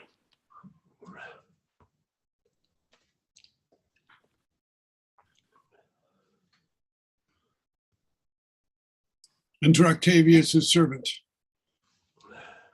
You serve Octavius Caesar, do you not? I do, Mark Antony. As Caesar did write for him to come to Rome? He did receive his letters and is coming, and bid me say to you by word of mouth, oh, Caesar. Thy heart is big. Give thee apart, and weak passion I see is catching for mine eyes. Seeing those beads of sorrow stand in thine, began to water. Is thy master coming? He lies tonight within 7 leagues of Rome. Post back with speed, and tell him what hath chanced. Here is a mourning Rome, a dangerous Rome. No Rome of safety for Octavius yet. Hie hence, and tell him so, yet stay a while. Thou shalt not back till I have borne this course into the marketplace. There shall I try in my oration how the people take the cruel issue of these bloody men. According to the which, thou shalt discourse to young Octavius the state of things. Lend me your hand. Exeunt. Enter Brutus and goes into the pulpit, and Cassius with the plebeians. We will be satisfied! Let us be satisfied! Then follow me and give me audience, friends. Cassius, go you into the other street and part the numbers. Those that will hear me speak, let them stay here. Those that will follow Cassius, go with him, and pub-like reason shall be rendered of Caesar's death. I will hear Brutus speak. I will hear Cassius and compare the reasons when severally we hear them rendered. The noble Brutus is ascended. Silence! Be patient till the last. Romans, countrymen, and lovers, hear me for my cause, and be silent that you may hear. Believe me for mine honor, and have respect to mine honor that you may believe. Censure me in your wisdom, and awake your senses that you may the better judge. If there be any in this assembly, any dear friend of Caesar's, to him I say that Brutus' love to Caesar was no less than his. If then that friend demand why Brutus rose against Caesar, this is my answer. Not that I love Caesar less, but that I loved Rome more. Had you rather Caesar were living and die all slaves? Then that Caesar were dead, to live all free men? As Caesar loved me, I weep for him. As he was fortunate, I rejoice at it. As he was valiant, I honor him. But as he was ambitious, I slew him.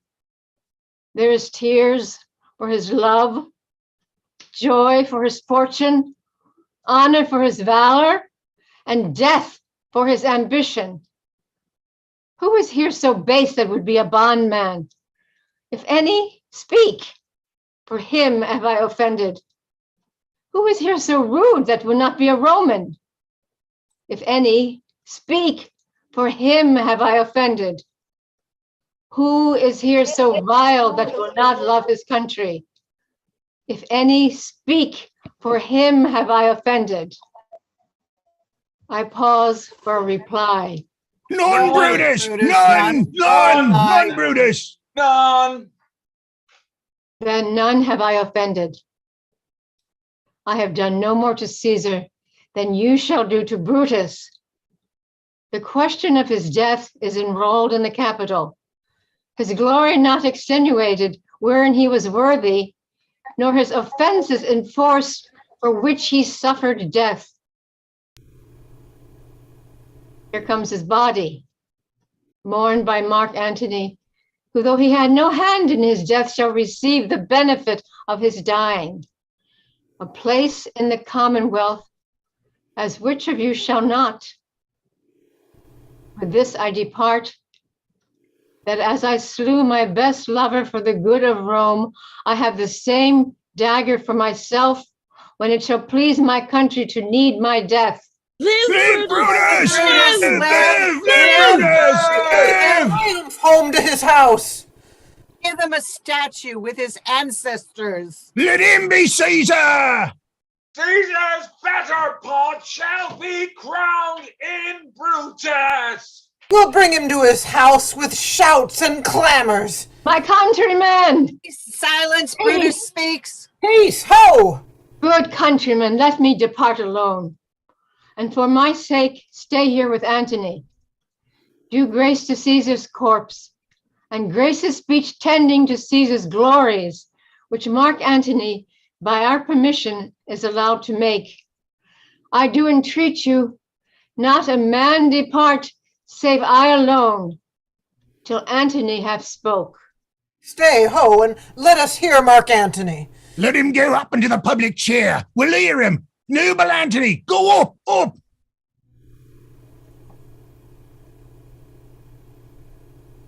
Antony? For Brutus' sake, I am beholden to you. What does he say of Brutus? He says for Brutus' sake, he finds himself beholden to us all. 'Twere best he speak no harm of Brutus here. The Caesar was a tyrant. Nay, that's certain. We're blessed that Rome is rid of him. Peace, peace. Let us hear what Antony can say. You gentle Romans. Peace, ho! Let's hear him. Peace, ho! Hear him. Romans, countrymen, lend me your ears. I come to bury Caesar, not to praise him. The evil that men do lives after them. The good is oft interred with their bones. So let it be with Caesar. The noble Brutus hath told you Caesar was ambitious. If it was so, it was a grievous fault. And grievously hath Caesar answered it. Here, under leave of Brutus and the rest, for Brutus is an honorable man, so are they all honorable men. Come I to speak in Caesar's funeral. He was my friend, faithful, just to me, but Brutus says he was ambitious. And Brutus is an honorable man. He hath brought many captives home to Rome, whose ransoms did the general coffers fill. Did this in Caesar seem ambitious? When the poor have cried, Caesar hath wept. Ambition should have been made of sterner stuff, yet Brutus says he was ambitious, and Brutus is an honorable man. You all did see at the Lupercal I thrice presented him a kingly crown, which he did thrice refuse. Was this ambition? Yet Brutus says he was ambitious. And sure, he is an honorable man. I speak not to disprove what Brutus spoke, but here I am to speak what I do know. You all did love him once, not without cause. What cause withholds you then to mourn for him. Oh, judgment. You are fled to brutish beasts, and men have lost their reason. Bear with me. My heart is in the coffin. There. Caesar. I must pause till it come back to me. He thinks there's much reason in his sayings. Now consider rightly of the matter. Caesar has had great wrong. Has he, masters? I fear there will a worse come in his place. His words? He would not take the crown, therefore 'tis certain he was not ambitious. Be found so, some will dear abide it. Eyes are red as fire with weeping. There's not a nobler man in Rome than Antony. Now, mark him, he begins again to speak.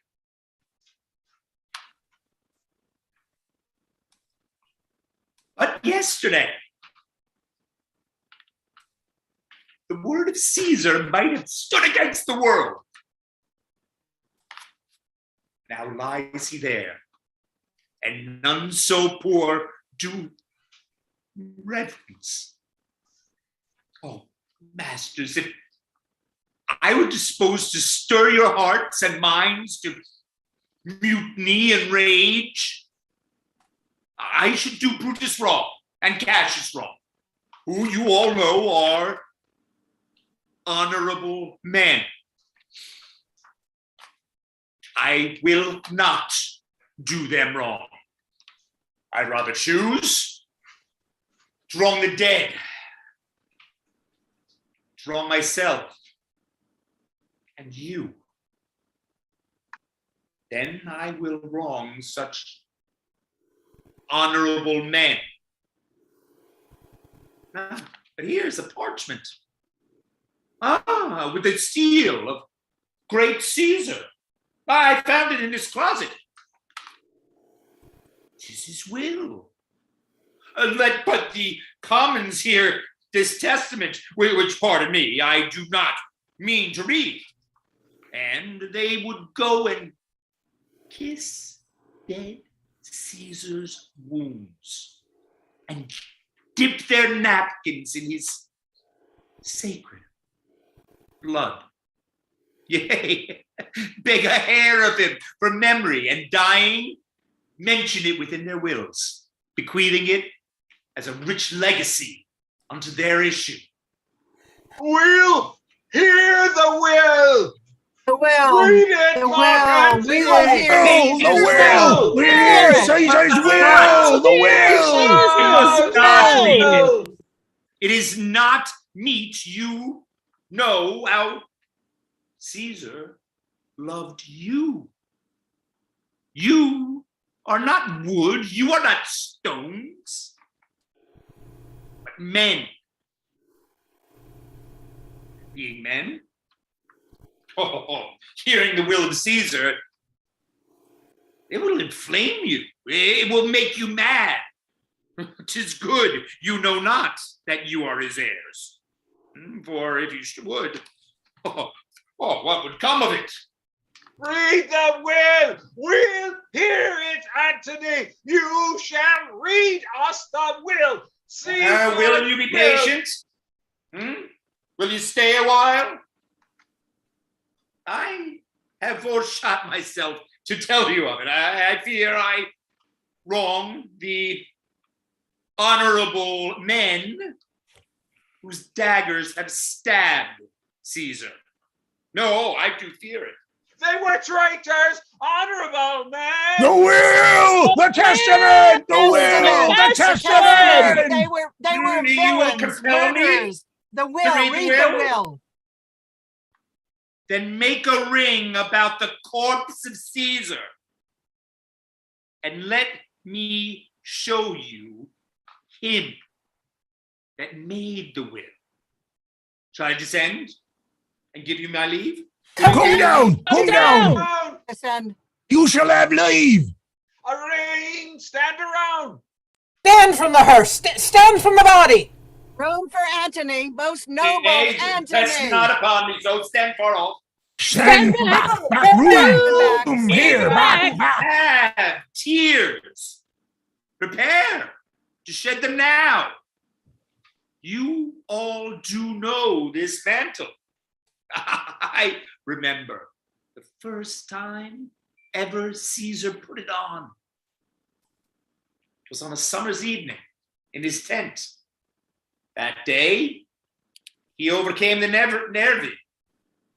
Look, in this place ran Cassius' dagger through. See what a rent the envious Casca made. Through this, the well-beloved Brutus stabbed. And as he plucked his cursed steel away, mark how the blood of Caesar followed it, as rushing out of doors to be resolved if Brutus so unkindly knock. Or no, for Brutus, as you know, was Caesar's angel. Judge, oh ye gods, how dearly Caesar loved him. This was the most unkindest cut of all. When the noble Caesar saw him stab, ingratitude, more strong than traitors' arms, quite vanquished him.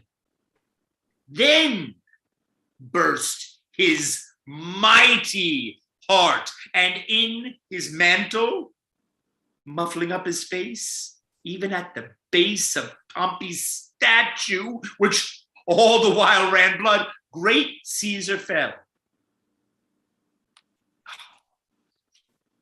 What a fall was there, my countrymen.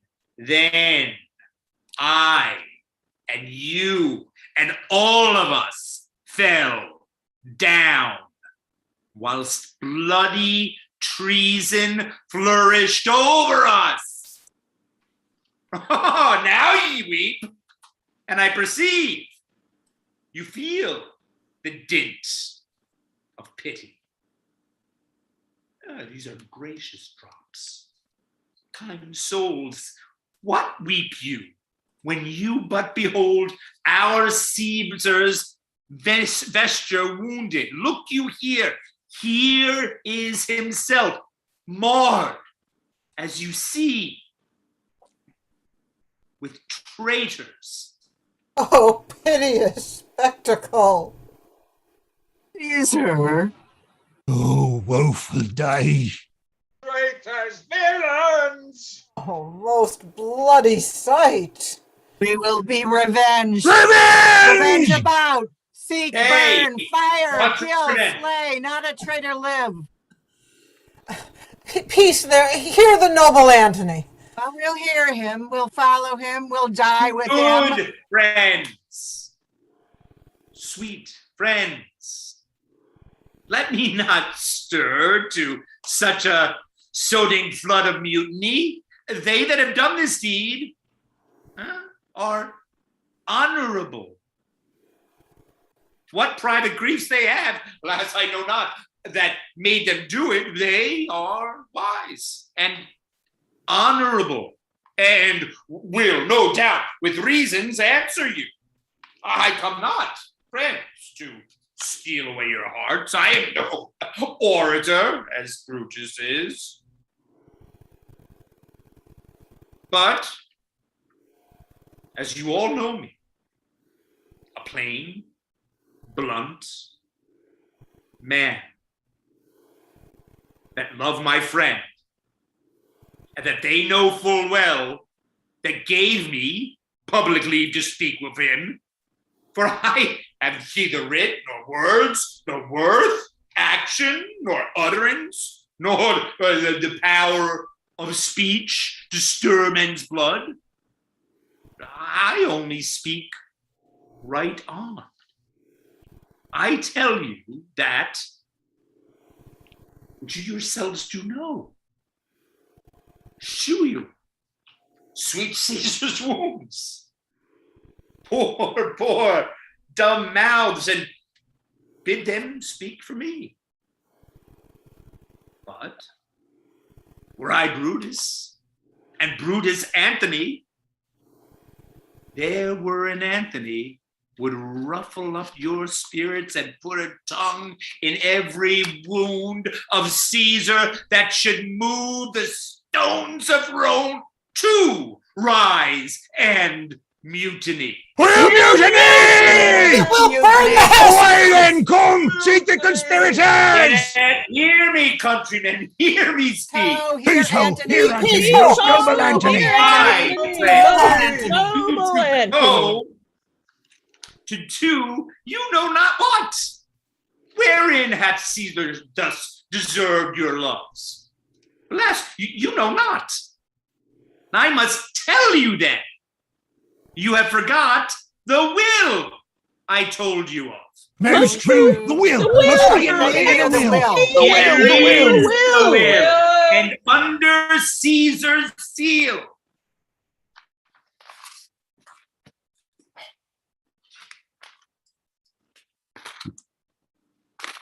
To every Roman citizen, he gives to every several man 75 drachmas. Noble Caesar, we'll revenge his death. How royal Caesar! Moreover, he hath left you all his walks, his private arbors, and newly planted orchards on the side of the Tiber. He hath left you, and to your heirs forever, common pleasures to walk abroad and recreate yourselves. Here was a Caesar, when comes such another.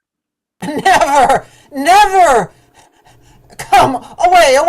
We'll burn his body in the holy place, and with the brand of the traitors' houses, take up the body! Don't fetch fire! Pluck down benches! Put down forts! Windows! Anything! Let it work. Mischief, thou art afoot. Take thou what course thou wilt. And now, fellow? How now? Sir Octavius has already come to Rome. Where is he? He and Lepidus are at Caesar's house. And thither I will straight to visit him. He comes upon a wish. Fortune is merry, and in this mood will give us anything. I heard him say Brutus and Cassius are rid like madmen through the gates of Rome. Be like they had some notice of the people, how I had moved them. Bring me Octavius. Exeunt. Enter Cinna the poet, and after him the plebeians. I dreamt tonight that I did feast with Caesar, and things unluckily charge my fantasy. I have no will to wander forth of doors, yet something leads me forth. What is your name? Where are you going? Where do you dwell? Are you a married man or a bachelor? Answer every man directly. Aye, and briefly. Aye, and truly you are best. What is my name? Whither am I going? Where do I dwell? Am I a married man or a bachelor? Then to answer every man directly and briefly, wisely and truly. Wisely, I say, I am a bachelor. That's as much to say they are fools that marry. You'll bear me a bang for that, I fear. Proceed directly. Directly, I am going to Caesar's funeral. As a friend or an enemy? As a friend. That matter is answered directly. For your dwelling, briefly. Briefly, I dwell by the Capitol. Your name, sir, truly. Truly, my name is Cinna. Oh! pieces! He's a conspirator! I'm Cinna the poet. I'm Cinna the poet. Teach him for his bad verse. Tear him for his bad verse. I'm not Cinna the conspirator. It is no matter. His name's Cinna. Pluck but his name out of his heart and turn him going. Tear him! Tear him! Comprehends how! Firebrands to Brutus, to Cassius, burn all! Some to Decius' house, and some to Casca's, some to Ligurius. Away! Go! Exeunt all the plebeians. Actus Quartus, enter Antony, Octavius, and Lepidus. These many shall die. Their names are picked. Your brother too must die. Consent you, Lepidus? I do consent. Break him down, Antony. Upon condition Publius shall not live, who is your sister's son, Mark Antony. He shall not live. Look, with a spot, I damn him. Lepidus, go you to Caesar's house. Fetch the will hither, and we shall determine how to cut off some charges in legacies. What, shall I find you here? Or here, or at the Capitol. This is a slight and unmeritable man. Meant to be sent out on errands. It is fit the threefold world divided. He should stand one of the three to share it. So you thought him, and took his voice. You should be pricked to die in our black sentence and proscription. Octavius, I have seen more days than you, and although we lay these honors on this man to ease ourselves of diverse slanderous loads, he shall not bear them, as the ass bears cold, to groan and sweat under the business, either led or driven as the point the way. And having brought our treasure where we will, then take we down his load and turn him off like the empty ass, to shake his ears and graze in commons. You may do your will, but he's a tried and valiant soldier. So is my horse, Octavius, and for that I do appoint him store of provender. It is a creature that I teach to fight, to wind, to stop, to run directly on. His corporal motion governed by my spirit, and in some taste is Lepidus, but so he must be taught and trained and bid go forth. A barren spirited fellow, one that feels on objects, arts, and imitations, which, out of use, and stalled by other men, begin his fashion. Do not talk to him, but his property. And now, Octavius, listen, great things. Brutus and Cassius are levying powers. We must straight make head. Therefore, let our alliance be combined, our best friends made, our means stretched, and let us presently go and sit in council, how convert matters may be best disclosed, and open perils surest to sure. Let us do so. For we are at the stake and bait about with many enemies. And some that smile have in their hearts, I fear, millions of mischiefs. Drum, enter Brutus, Lucilius in the army. Titinius and Pindorus meet them. Stand ho! The word ho and stand. What now, Lucilius? Is Cassius near? He is at hand, and Pindorus is come to do you salutation from his master. He greets me well. Your master Pindorus, in his own change or by ill officers, hath given me some worthy cause to wish things done undone. But if he be at hand, I shall be satisfied. I do not doubt, but that my noble master will appear such as he is, full of regard and honor. He is not doubted. A word, Lucilius, how he received you, let me be resolved. With courtesy and with respect enough, but not with such familiar instances, nor with such free and friendly conference as he hath used of old. Thou hast described a hot friend cooling. Ever note, Lucilius, when love begins to sicken and decay, it useth an enforced ceremony. There are no tricks in plain and simple faith, but hollow men like horses hot at hand make gallant show and promise of their mettle. But when they should endure the bloody spur, they fall their crests and like deceitful jades sink in the trial. Comes his army on? They mean this night in Sardis to be quartered. The greater part, the horse in general, are come with Cassius. Hark, he has arrived. March gently on to meet him. Stand ho! Stand ho! Speak the word along. Stand. Stand ho! Most noble brother, you have done me wrong. Judge me, you gods. Wrong I mine enemies?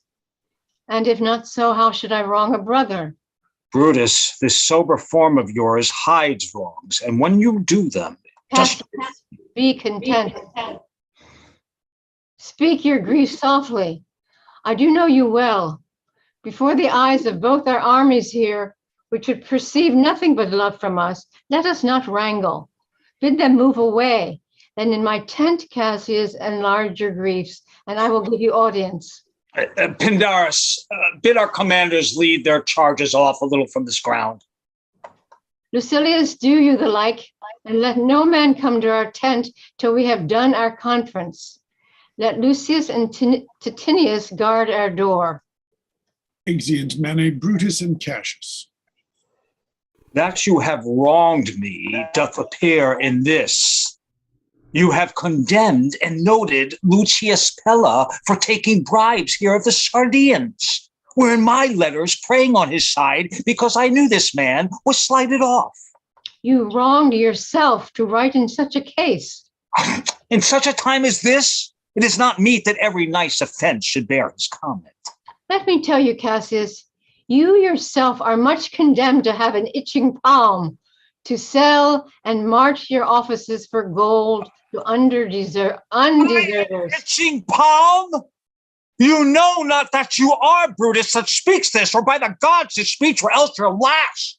The name of Cassius honors this corruption, and chastisement doth therefore hide his head. Chastisement? Remember March, the eyes of March remember. Did not great Julius bleed for justice' sake?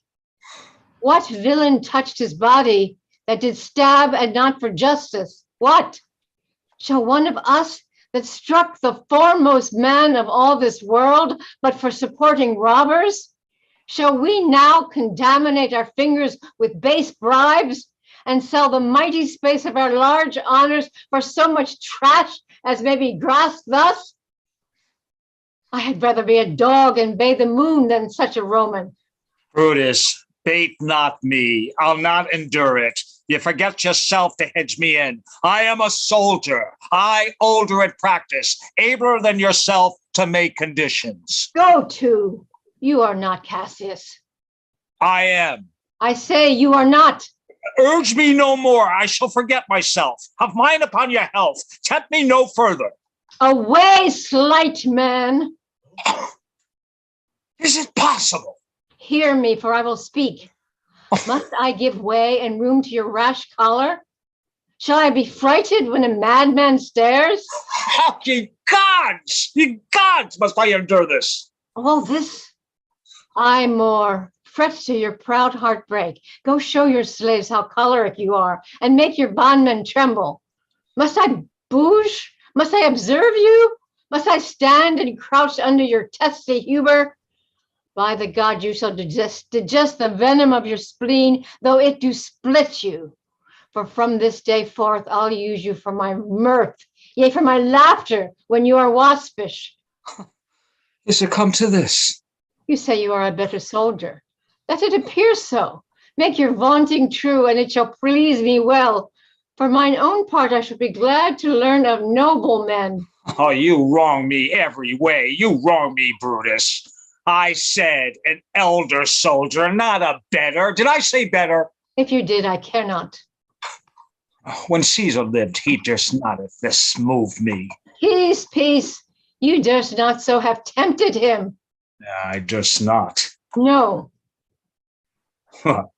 Durst not tempt him? for your life you durst not. Oh, do not presume too much upon my love. I may do so that I shall be sorry for. You have done that you should be sorry for.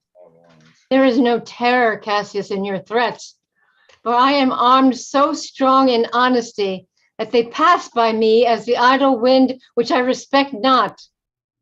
I did send to you for certain sums of gold, which you denied me, for I can raise no money by vile means.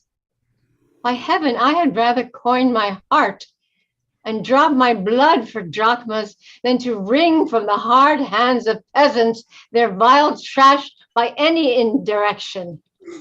I did send to you for gold to pay my legions, which you denied me. Was that done like Cassius? Should I have answered Cassius so? When Marcus Brutus grows so covetous to lock such rascal counters from his friends, be ready, gods, with all your thunderbolts, dash him to pieces. I denied you not. You did. I did not. He was but a fool that brought me my answer back. Brutus has rived my heart, a friend who should bear his infirmities, but Brutus makes mine greater than they are. I do not, till you practice them on me. You love me not. I do not like your faults. A friendly eye could never see such faults. A flatterers would not, though they do appear as huge as high Olympus. Come, Anthony and young Octavius, come! Revenge yourselves alone on Cassius, for Cassius is aweary of the world.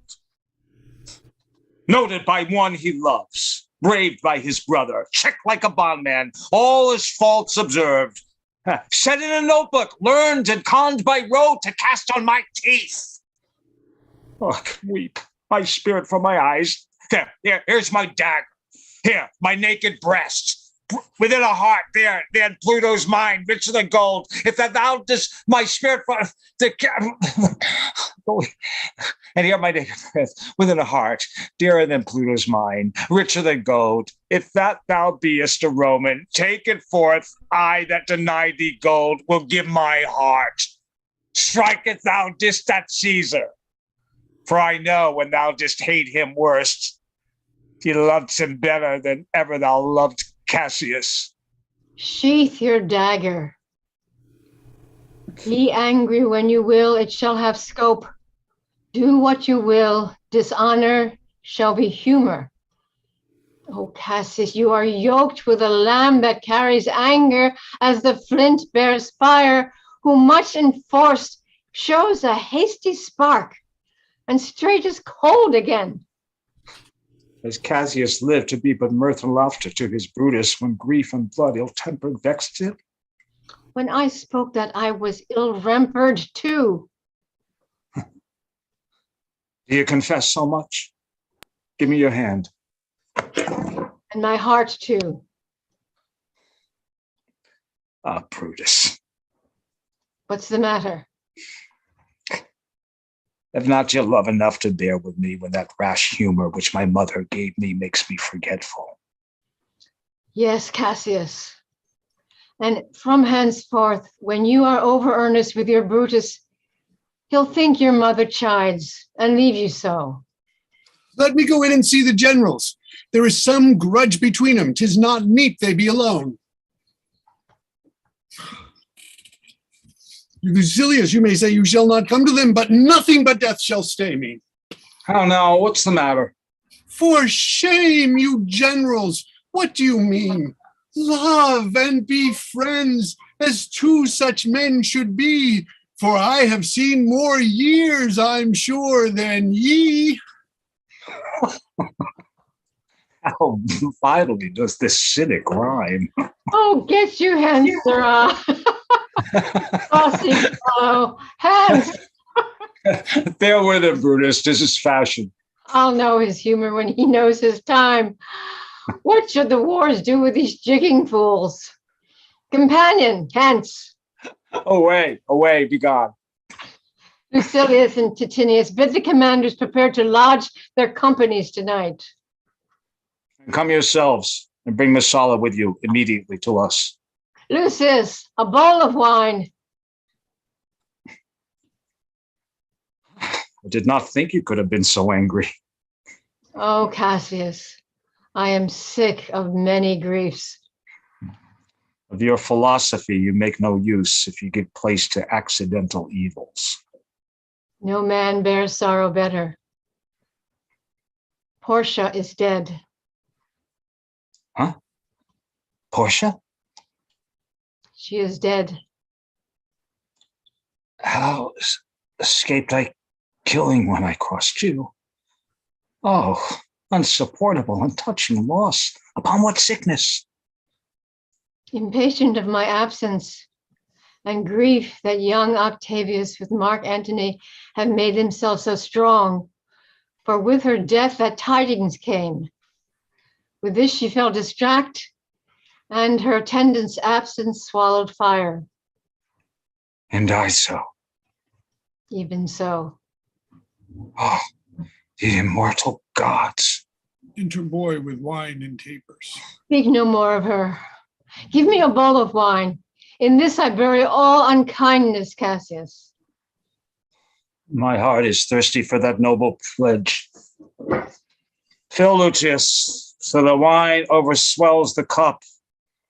I cannot drink too much of Brutus' love. Enter Titinius and Messala. Come in, Titinius. Welcome, good Messala. Now sit we close about this taper here and call in question our necessities. Portia, art thou gone? No more, I pray you. Messala, I have here received letters that young Octavius and Mark Antony come down upon us with a mighty power, bending their expedition toward Philippi. Both have letters of the self-same tenure. With what addition? That by proscription and bills of outlawry, Octavius, Antony, and Lepidus have put to death 100 senators. There and our letters do not well agree. Mine speak of 70 senators that died by their proscriptions, Cicero being one. Cicero won. Cicero is dead, and by that order of proscription, had you your letters from your wife, my lord? No, Messala. Nothing in letters writ of her? Nothing, Messala. That methinks is strange. Why ask you? Hear you aught of her in yours? No, my lord.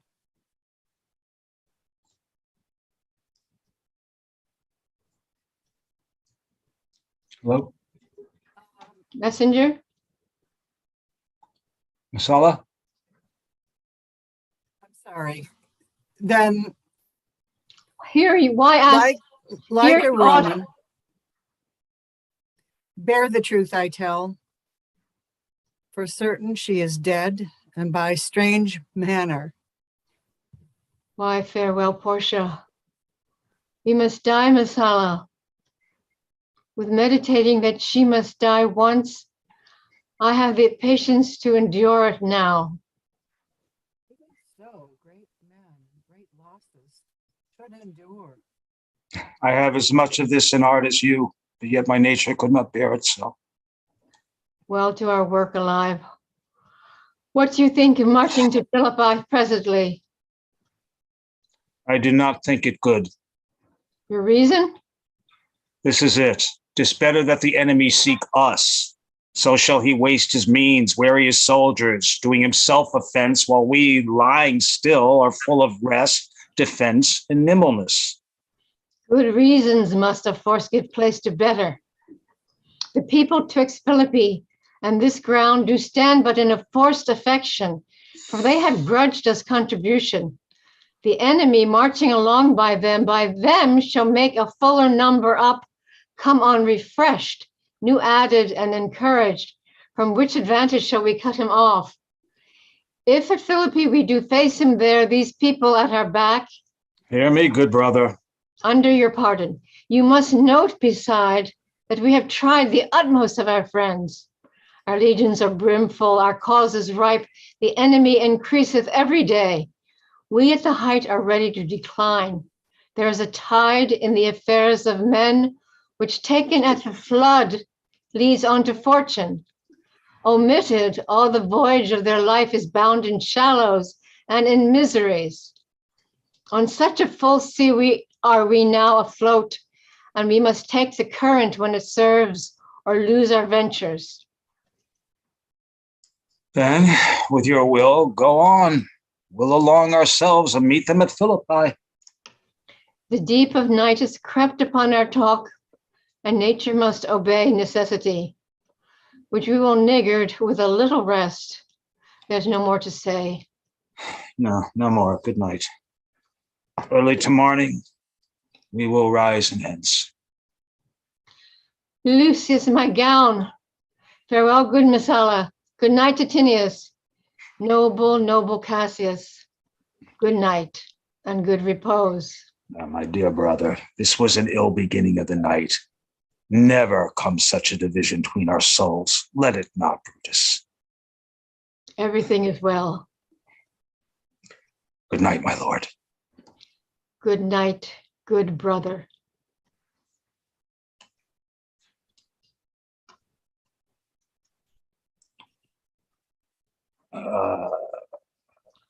Farewell, everyone.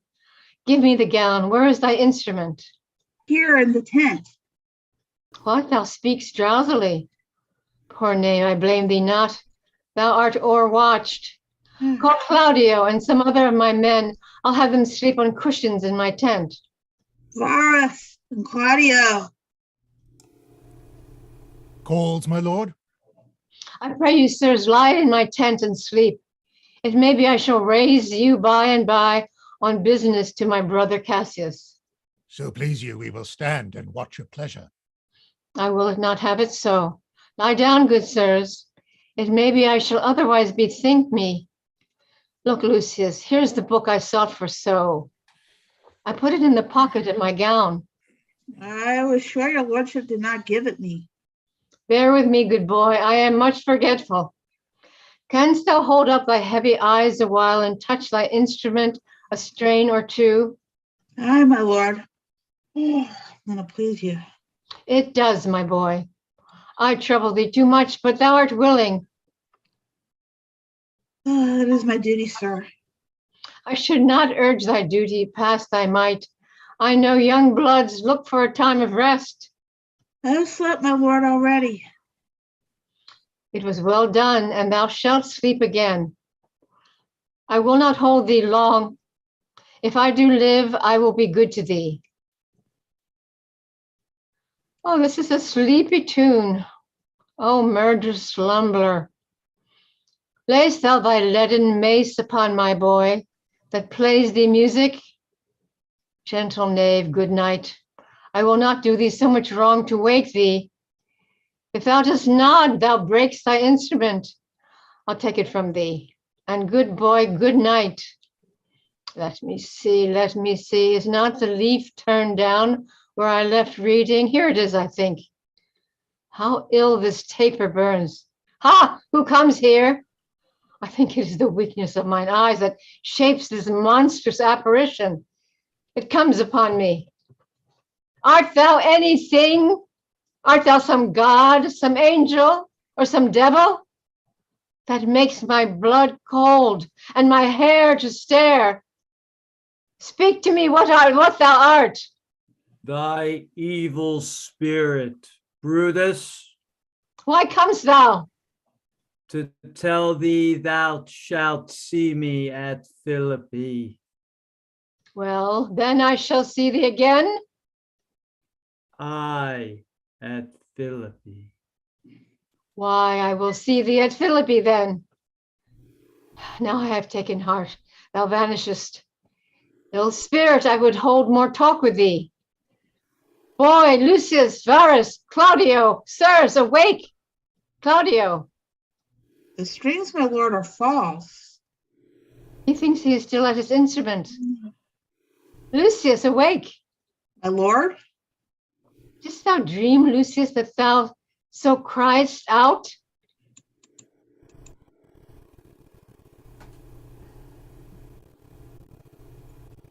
Lucius?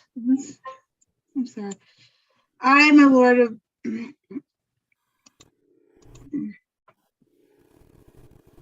My Nothing lord, I wrong. did not know that I did cry out.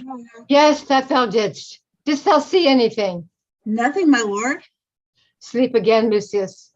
Sirrah Claudio, fellow, thou, awake. My lord, But my lord, Why did you so cry out, sirs, in your sleep? did we, my lord? I. Saw you anything? No, my lord, I saw nothing. nor I, my lord. Go and commend me to my brother Cassius. Bid him set on his powers betimes before, and we will follow. It will be done, my lord. Exeunt Actus Quintus, enter Octavius, Antony, and their army. Now, Antony, our hopes are answered. You said the enemy would not come down, but keep the hills and upper regions. It proves not so. Their battles are at hand. They mean to warn us of Philippi here, answering before we do demand of them. Tut. I am in their bosom, and I know wherefore they do it. They could be content to visit other places and come down with fearful bravery, thinking by this face to fasten our thoughts that they have courage. But 'tis not so. Prepare, ye generals! The enemy comes on in gallant show. Their bloody sign of battle is hung out, and something to be done immediately. Octavius, lead your battle softly upon the left hand of the even field. Upon the right hand, I keep thou the left. Why do you cross me in this exigent? I do not cross you, but I will do so. They stand and would have parley. Stand fast, Titinius. We must out and talk. Mark Antony, shall we give sign of battle? No, Caesar, we will answer on their charge. Make forth. The generals would have some words. Stir not until the signal. Words before blows. Is it so, countrymen? Not that we love words better as you do. Good words are better than bad strokes, Octavius. In your bad strokes, Brutus, you give good words. Witness the hole you made in Caesar's heart, crying, "Long live, hail Caesar." Antony, the posture of your blows are yet unknown, but for your words, they rob the Hybla bees and leave them honeyless. And not stingless, too.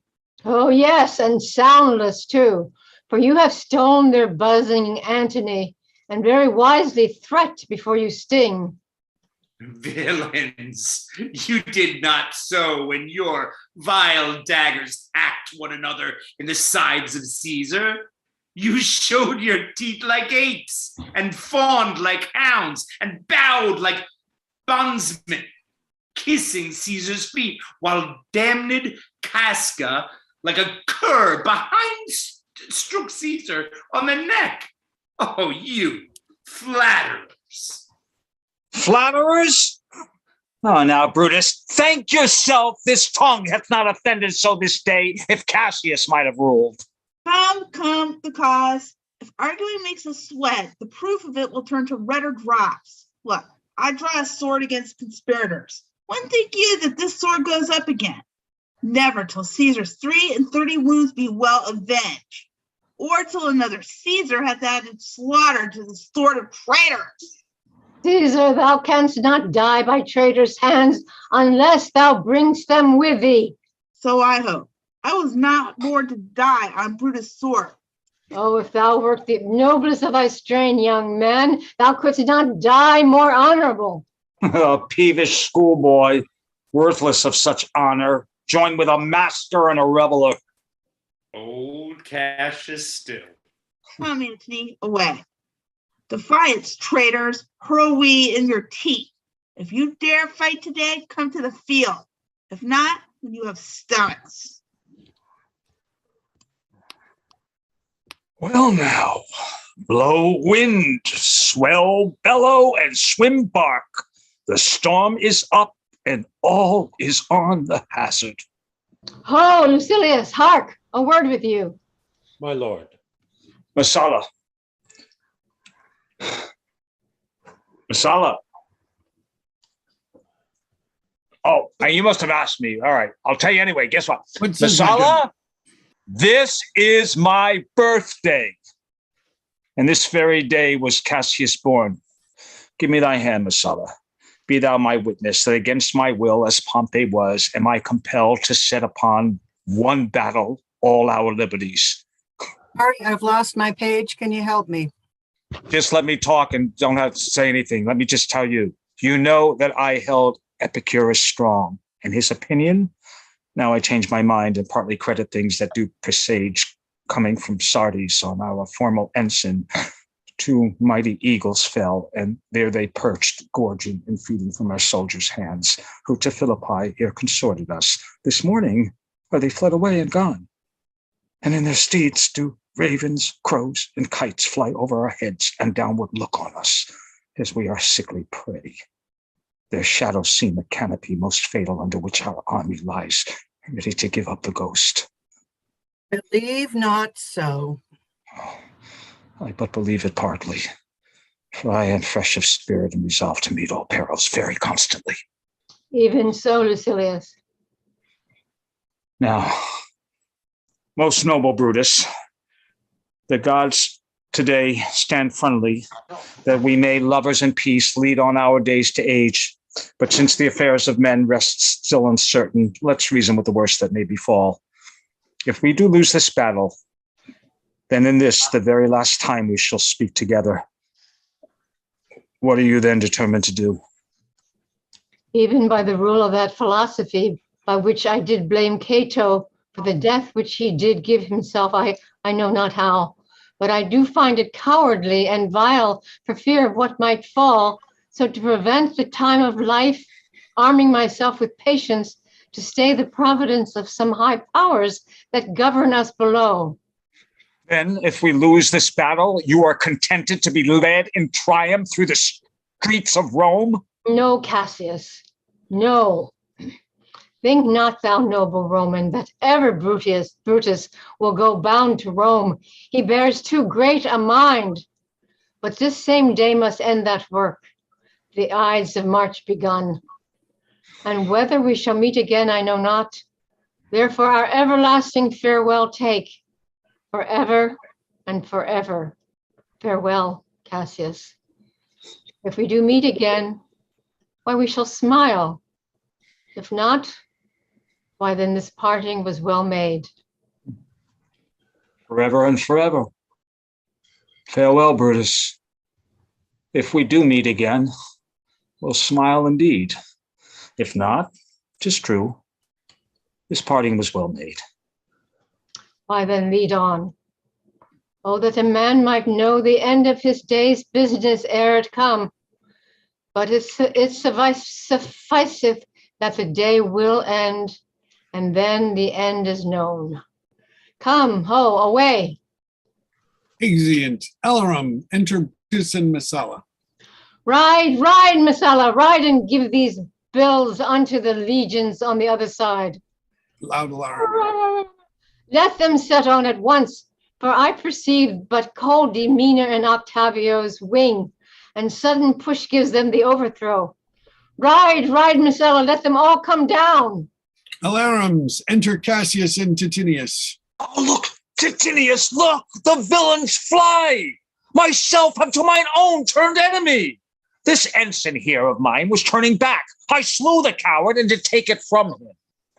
Oh, Cassius. Brutus gave the word too early, who, having some advantage on Octavius, took it too eagerly. His soldiers fell to spoil, whilst we by Antony are all enclosed.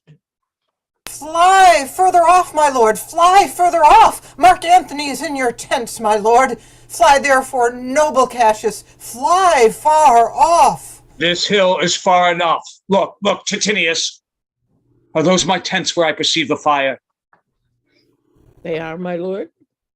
Titinius, if thou lovest me, mount thou my horse, and hide thy spurs in him, till he have brought thee up to yonder troops, and here again that I may rest assured whether yon troops are friend or enemy. I will be here again, even with a thought.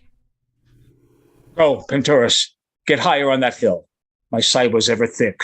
Regard Titinius, and tell me what thou seest not about the field. This day I breathe first. This day I breathe first. Time has come round, and where I did begin, there shall I end. My life has run his compass. Sir, what news? Oh, my lord! What news? Tintinius is enclosed round about with horsemen that make to him on the spur, yet he spurs on, and now they're almost on him. Now, Tintinius, now some light. Oh, he lights too, he's taken. And hark, they shout for joy. Come down, behold, no more. Coward that I am to live so long to see my best friend taken before my face. Come hither, sirrah. In Parthia did I take thee prisoner, and then I swore thee, saving of thy life, that whosoever I did bid thee to do, that thou shouldest tempt it. Come now, keep thine oath. Now, be a free man, and with this good sword that ran through Caesar's bowels, search this bosom. Stand not to answer. Here, take thou the hilts. And when my face is covered, as is now, guide thou the sheath, thou guide it, thou that Caesar. Ah! Ah! Caesar, thou art revenged, even with the sword that killed thee. So, I'm free. It would not so have been, durst I have done my will.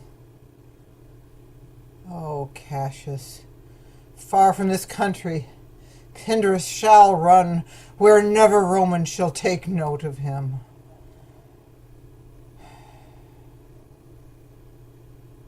A change. Titinius, for Octavius is overthrown by noble Brutus' power, as Cassius' legions are by Anthony.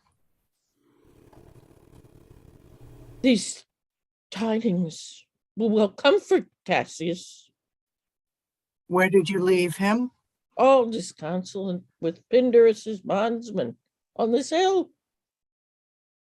Is not that he lies upon the ground? He lies not like the living. Is not that Oh, he? my heart. No, Not that he? this was he, Messala, but Cassius is no more. O setting sun, as in thy red rays thou dost sink to night, so in his red blood Cassius' day is set. The sun of Rome is set, our day is gone. Clouds, dews, and dangers come, our deeds are done. Mistrust of my success hath done this deed. Mistrust of good success hath done this deed. Oh, hateful error, melancholy's child, why dost thou show to the apt thoughts of men the things that are not? Oh, error soon conceived, thou never comest unto a happy birth, but kill'st the mother that engendered thee. What, Pindarus? Where art thou, Pindarus? Seek him, Titinius. Must I go to meet the noble Brutus, thrusting this report into his ears? I may say thrusting it, for piercing steel and darts and venom shall be as welcome to the ears of Brutus as tidings of this sight. Hie you, Messala, and I will seek for Pindarus the while. Why didst thou send me forth, brave Cassius? Did I not meet thy friends? And didn't I not put on my brows this wreath of victory and bid me give it thee? Didst thou not hear their shouts? Alas, thou hast misconstrued everything. But hold thee, take this garland on thy brow. Thy Brutus bid me give it thee, and I will do his bidding. Brutus, come apace and see how I regarded Caius Cassius. By your leave, gods, this is a Roman's part. Come, Cassius' sword, and find Titinius' heart.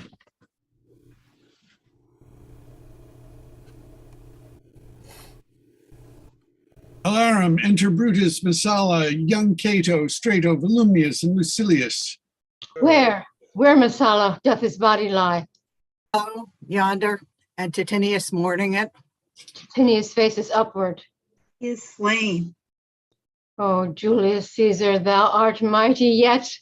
Thy spirit walks abroad and turns our swords in our own proper entrails.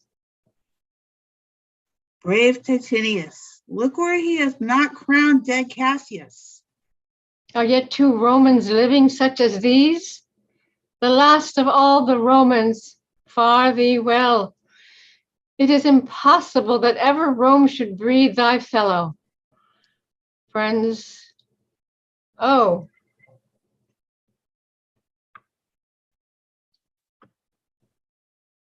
Sorry. Are yet 2 Romans living such as these? The last of all the Romans, fare thee well. It is impossible that ever Rome should breed thy fellow. Friends, I owe more tears to this dead man than you shall see me pay. I shall find time, Cassius. I shall find time. Come, therefore, and to Tarsus send his body. His funeral shall not be in our camp, lest it discomfort us. Lucilius, come, and come, young Cato, let us to the field. Labio and Flavio set our battles on. 'Tis 3 o'clock, and Romans yet ere night, we shall try fortune in a second fight. Exeunt. Alarum, enter Brutus, Messala, Cato, Lucilius, and Flavius. Yet, countrymen, oh, yet, hold up your heads. What bastard does not? Who will go with me? I will proclaim my name about the field. I am the son of Marcus Cato. Ha! A foe to tyrants and my country's friend. I am the son of Marcus Cato. Ha! And I am Brutus, Marcus Brutus I. Brutus, my country's friend, know me for Brutus. Oh, young and noble Cato, art thou down? Why, now thou diest as bravely as Titinius, and mayst be honored, being Cato's son. Yield or thou diest. Only I yield to die. There is so much that thou wilt kill me straight. Kill Brutus and be honored in his death. We must not, a noble prisoner. Room ho, tell Antony Brutus is ta'en. I'll tell the news. Here comes the general. Brutus is ta'en. Brutus is ta'en, my lord. Where is he? Safe, Antony. Brutus is safe enough. I dare assure thee that no enemy shall ever take alive the noble Brutus. The gods defend him from so great a shame. When you do find him, or alive or dead, he will be found like Brutus, like himself. This is not Brutus, friend, but I assure you a prize no less in worth. Keep this man safe. Give him all kindness. I had rather have such men my friends than enemies. Go on and see where Brutus be, alive or dead, and bring us word. Unto Octavius' tent, how everything is chance. Exeunt, enter Brutus, Dardanius, Clitus, Strato, and Volumnius.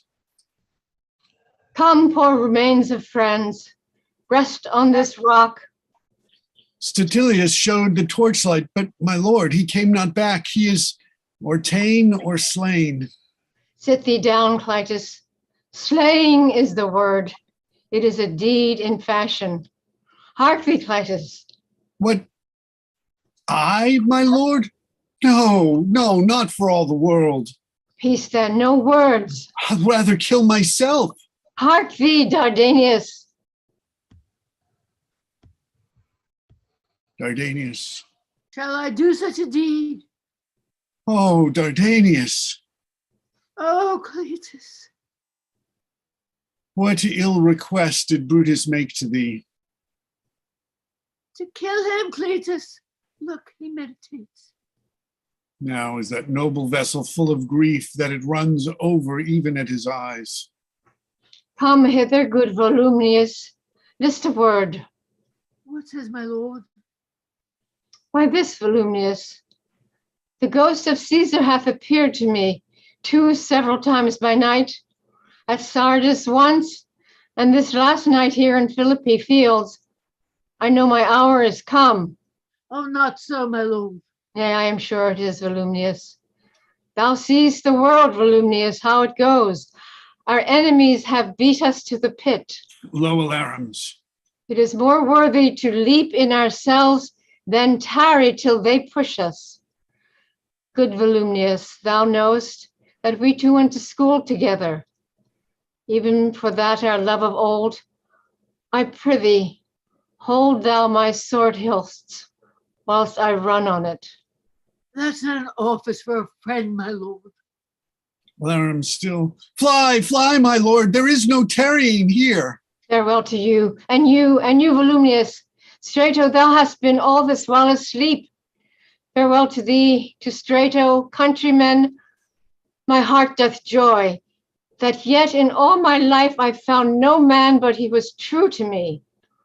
I shall have glory by this losing day, more than Octavius and Mark Antony, by this vile conquest shall attain unto. So fare you well at once, for Brutus' tongue hath almost ended his life's history.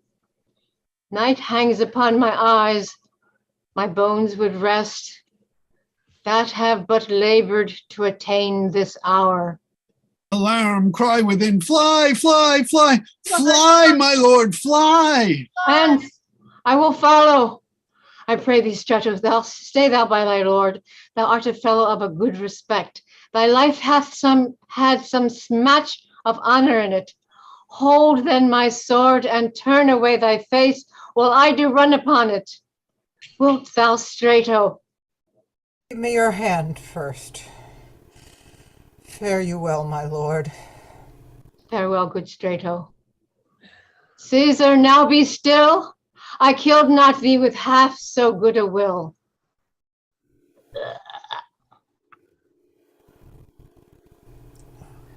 What man is that? My master's man. Strato, where is thy master? Free from the bondage you are in, Messala. The conquerors can but make a fire of him, for Brutus only overcame himself, and no man else hath honor by his death.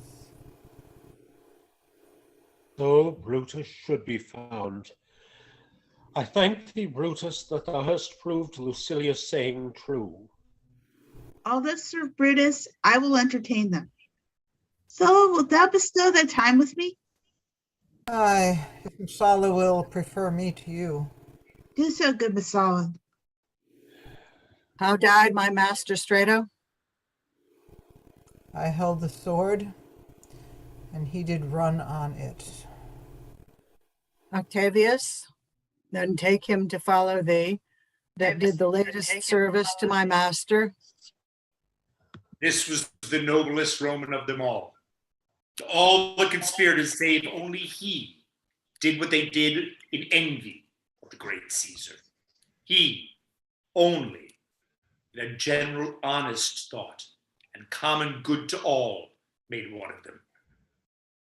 His life was gentle, and the elements so mixed in him that nature might stand up and say to all the world, this was a man. According to his virtue, let us use him with all respect and rites of burial. Within my tent his bones tonight shall lie, most of the soldier ordered honorably.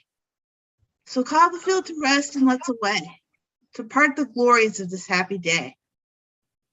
Exeunt omnes. Fini. Yes, well done. Thank you all. Good job. Good job, everybody. Yay, we got through it. Doing Caesar on the Ides of March. So thank you all. And oh my gosh, Kitty, I am so sorry. I mean, what an idiot I am. I send the cast reminder out to everybody except the person for Brutus. So I don't know how I did that, how I managed to mess that I up. thought So. maybe it was you're doing, because I thought maybe my computer might have. No. I checked on it. It was definitely me. I've got everybody's else names on it except yours for some reason. I don't know why. It was definitely my screw up. So It was I just by apologize. chance, and I thought, well, I'll just listen to it. I'll just drop by and listen. Yeah, and then it's like, get in, come on, what are you doing? Yeah. So that was the misperception that everybody had. It's like, well, where's Brutus? Where's Brutus? And you didn't even know you were going to be Brutus. So, and it's all my fault. So I apologize. I like the production design. The production design. We've got crowds of protesters back in, I guess, ancient Rome, and then I kept switching back and forth between Rome and the present. Yeah, I know. I mean, this play from over 400 years ago about an assassination from like another 1500 years before that. I mean, and still. It still has such relevance. Play? What? Is this a well-written play or Yes. what? Yes, it is. Hey, Paul, are you still taping? Yes, we are still live on YouTube. Does anybody want to say anything before? Well, I wanted to say something